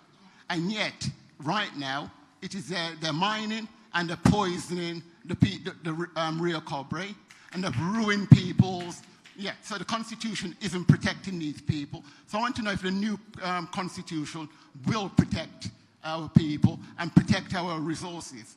But money is also a resource. And if you look at our debt, we always hear that the debt is falling. That's all we ever hear, the debt is falling. In 2013, the debt was just a little bit below 2 trillion Jamaican dollars. At the end of 2022, the debt was actually 2.2 trillion. So the debt has actually gone up. But worst of all, over 3 trillion was spent servicing it. So again, we need a constitution to protect us against the foreign investors who will lend us money and then we can't repay it. And the third thing is we need to protect our natural resources from such as solar. Now, our energy policy is built for private investors. We have, at the Mona Reservoir, foreign investors are going to put in some floating solar panels. The cost of that is 62.5 million US. Now, I've calculated it that the foreign investors are going to be making in the region of 20 million a year. So it's going to pay for itself in under 4 years. This is, the people should have put this in, and we should be benefiting from it. So it's a case of, will the new constitution have in place everything so that we are not exploited anymore? So I say we have bauxite, our energy, and our money. Thank you, Minister. Phase two, we're going to look back on the rights guaranteed. But we do have an environmental right provision here that needs to be enforced. And we'll have to look at, as David had said, whether we expand it and how we ensure that the benefits are guaranteed to the people. What a day. When you're ending and people want more, that's a good sign. I just want to scan you again. Can we go away from this process saying that we have broad agreement that the office of president for the new Republic of Jamaica should be above the fray and represent and embodies national unity and stability? Yes? You have to say that loudly. Yes. All right. Because from that principle, other things will flow. Thank you. Thank you very much, Minister. Our PS said we should allow 2 more. So Mr. Peterkin and Nurse Crooks, please. Good evening, everyone. I'm Joy Crooks. I just want to ask one quick question. What would be the job description of the president?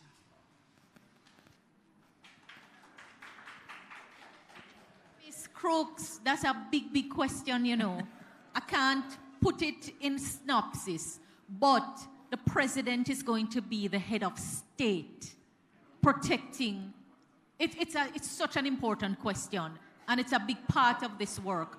But if I tell you head of state, embodying national unity, making critical appointments to critical things, offices, dealing with sensitive offices, it's a question that you should have asked at the start, because now that we're running out of time, a whole heap. But having raised it, we will probe it for you and come back with a full answer, because now we have gotten to the meat of the matter. Yes. Thank you. Mr. Peterkin, quickly. Yeah, good evening, everybody. I didn't know that this forum was taking place, but I would like to touch on the governance, general governance issue. You raised it, sir, the gentleman in the striped shirt.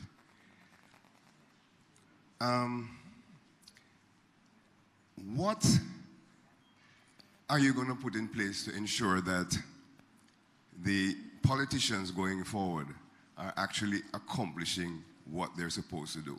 Talking about a job description.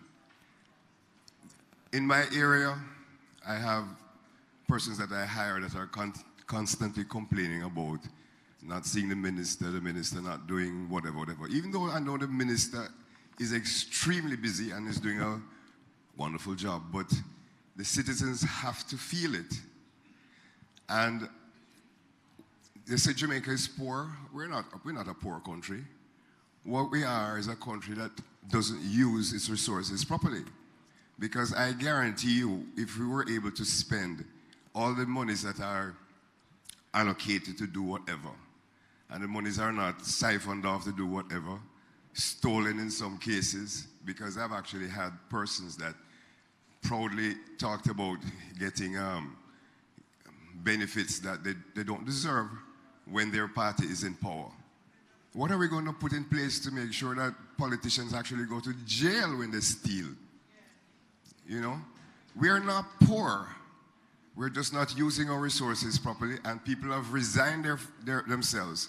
Everybody in my village think it's okay to thief because politicians thieving, big man thieving, them thieving Usain Bolt's money and whatever. So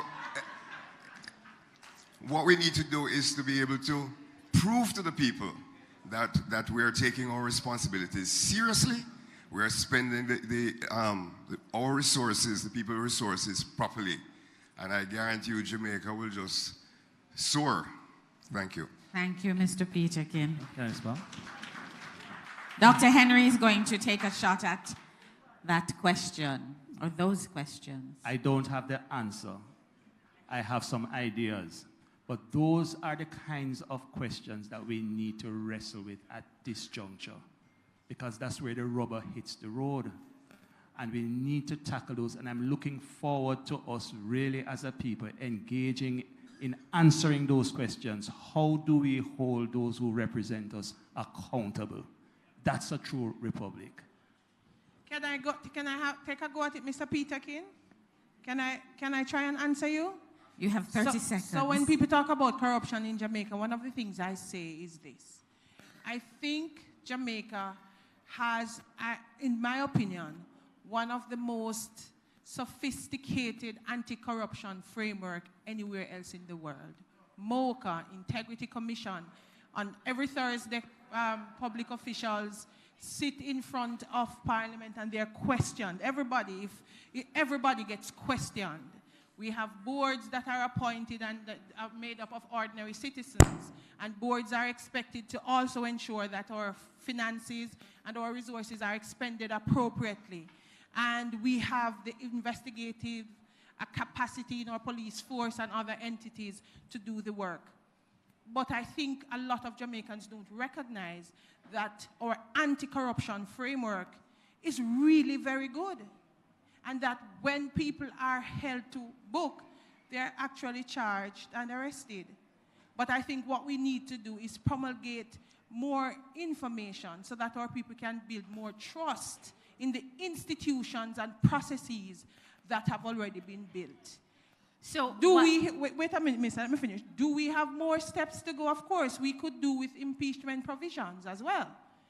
But we're not so bad. I'm telling you the truth. We're not so bad. You see, if I thought we were bad, I would say we have a whole heap of distance to go. But I think we've covered some of that distance already. We are on our way. We can improve, but right now we're not so bad. Minister. Some serious business, you hear? Holding people to account for the jobs entrusted to them is a serious problem in Jamaica. While you have your frustration about the MP, and I'm not just saying personalizing it, using myself as an example, I have so much frustration about the rest of government that I have to rely on to get the work done for the people. After I go and make the representation, I am not the road builder. I am not the one actually doing it. And I go and I make the representation. I get the road on a list, and then I have to wait for other parts of government to do their work. Because government is not a one-man show. The political directorate, as important as it is, it set the stage and the tone for leadership. But by virtue of number, we have more people in the other parts of government. And a big part of it is how do we hold everyone who is to serve the public accountable. What I have found, and it's not unique to me, because they know at the end of the day the heat is coming only on the politician, they don't have to do anything, because whether they act or they don't act, nobody's hauling them out and helping and calling them to account. Government is not a one-man show, and a big part of this work is how we are going to work out the distribution of power, the governance, and holding people to account. We have a lot of work. But what a good time we have had. What a good time we have had. Wow. So my constituents know that we reason things out, right? We have different groups. And I say to others, I don't know what happened in your community groups, you know, but I have some community groups where they are issue focused. And they are hard debaters, and they bring the evidence, and they push me and push me and push me. And when my colleagues get frustrated, I just have to say, look, I have to represent the people's view, because these are the things that matter to them. Some of them are in this room, and they know that the conversations are tough because they're dealing with real problems. But as Nadine said, we are hard on ourselves. We are so hard on ourselves. Anthony will tell you, in the international community, because we both have experience as foreign ministers, a lot of people look to Jamaica. When you compare, even as we have problems, we're ahead of many on many things. So as we wrap up, I want to say that this process of reforming the Constitution is going to bring a lot of issues to the fore, a lot of things. We are hearing you out. We can't address them all at once. We have to sequence the step. We have to phase the work in order to get it done. It doesn't matter what we want. If we're not prepared to make that important first change, the other things we want will never come. So let us keep focus. This work is going to take many years to complete, the education of the people. Because when you know something, nobody can fool you up about it, right? When you know where to find it, and part of it is to writing the Constitution in simpler language. And after we have written it, to break it down and to make it available to the people in layman's term so that you can understand it. That's part of what excites me about this work. We talk about getting to a lawful society, dealing with the disorder, dealing with the lawlessness. If we don't know why we have the rules and why the rules matter, people are not going to abide by them and obey them. This is not about bringing a system forward, right, that mash you down. No, we want to mash it up, but we want to do it in a way that we don't mash up ourselves in the process. So let's take the step. Let's take the step. We're listening. We really are listening. It's not a done deal. Your views matter. Your voice counts. We want to hear from you. And this is a good start at this place in St. James. Nadine tell you her reason for choosing this place, but I think my bias is clear. I need not say it. Thank you. Thank you so much. Honorable Marlene Malahoo Fort, Member of Parliament, and of course our Minister, with a very important work ahead of her. I want to thank you for being here and for sharing your passion and all the information that you have with us this evening. Let me thank Ambassador Rocky Mead, our co-chair from the Office of the Prime Minister.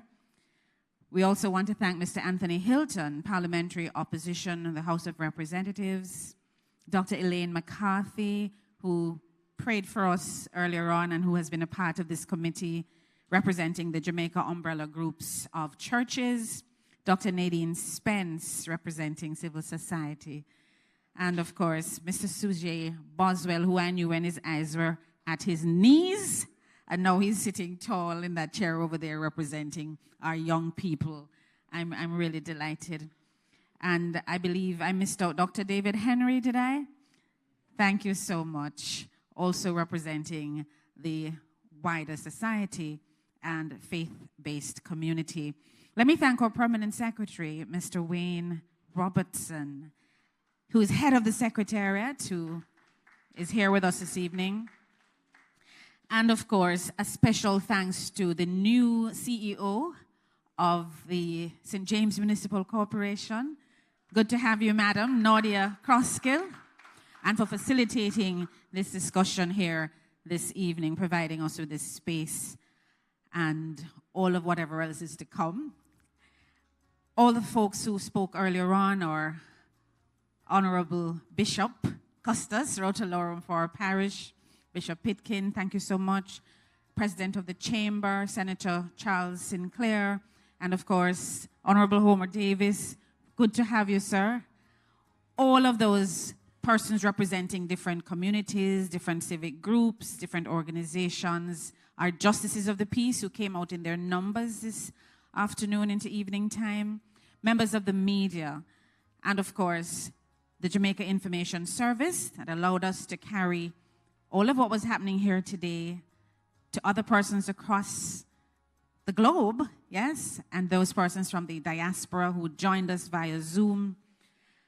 Everyone who made it possible this evening. We could not have done it without you. And I have 2 takeaways that I want to just share with you before I go. This road to Jamaica becoming a republic. Yes, it is about Jamaicanizing the Constitution, but it cannot happen without your input. I'm going to share that email address and those other numbers that we got earlier on. It's actually on the screen. Great. mlca.gov.jm. And then, of course, you have at mlca.gov.jm for the social media handles. The email address is there. You can send your ideas, send your questions. 876-441-9097. The number that you need to send your WhatsApp messages to. Participate. Enumerate to participate. The words of the Custos earlier on, because if you don't have a ticket, you don't have a chance, right? It has been a pleasure hosting this forum this evening, and I trust that as you go, you will share the information in your respective groups. Everybody has a sphere of influence. Share the information and ask the relevant questions. How do we choose our president? What is the tenure that we want for that person? What powers will be vested in such an individual?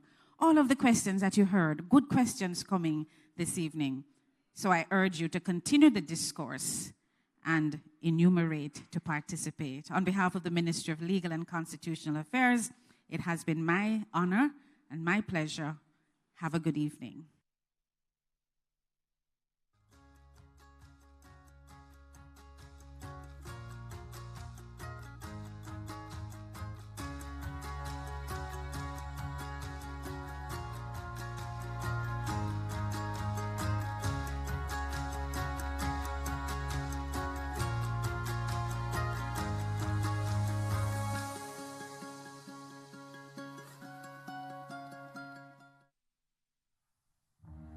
As children, we learn the true meaning of being a hero. Being a hero requires great sacrifice for others, not just ourselves. We learn about the heroes of Jamaica's past and how much of themselves and their lives they had to give in building a nation we should be proud to call home. They believed in a Jamaica that was more than just a country, more than just an island, more than land surrounded by water. They believed in a dream of a free nation of people, a nation built on the foundation of their sacrifices, a nation of many people working as one, a nation that would continue to produce legends and nation builders that serve towards that vision. As children, we were also taught the National Pledge, a solemn promise, an undertaking. I would like to believe Sir Hugh Sherlock, while writing this pledge, understood the vision and dreams of our heroes. It's clear being a hero is too much to ever ask any one citizen. Luckily, the pledge does not require heroics of any of us. It merely asks that we honor our heroes by striving to advance our nation and ultimately inspire the world, like they and many Jamaicans have done. It's important we remember those words. These words.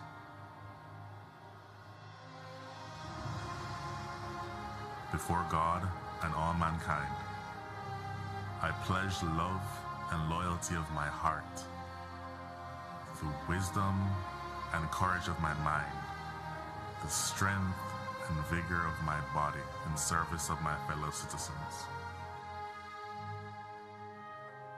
I promise to stand up for justice, brotherhood, and peace, to work diligently and creatively, to think generously and honestly, so that Jamaica may, under God, increase in beauty, fellowship, and prosperity, and play her part in advancing the welfare of the whole human race.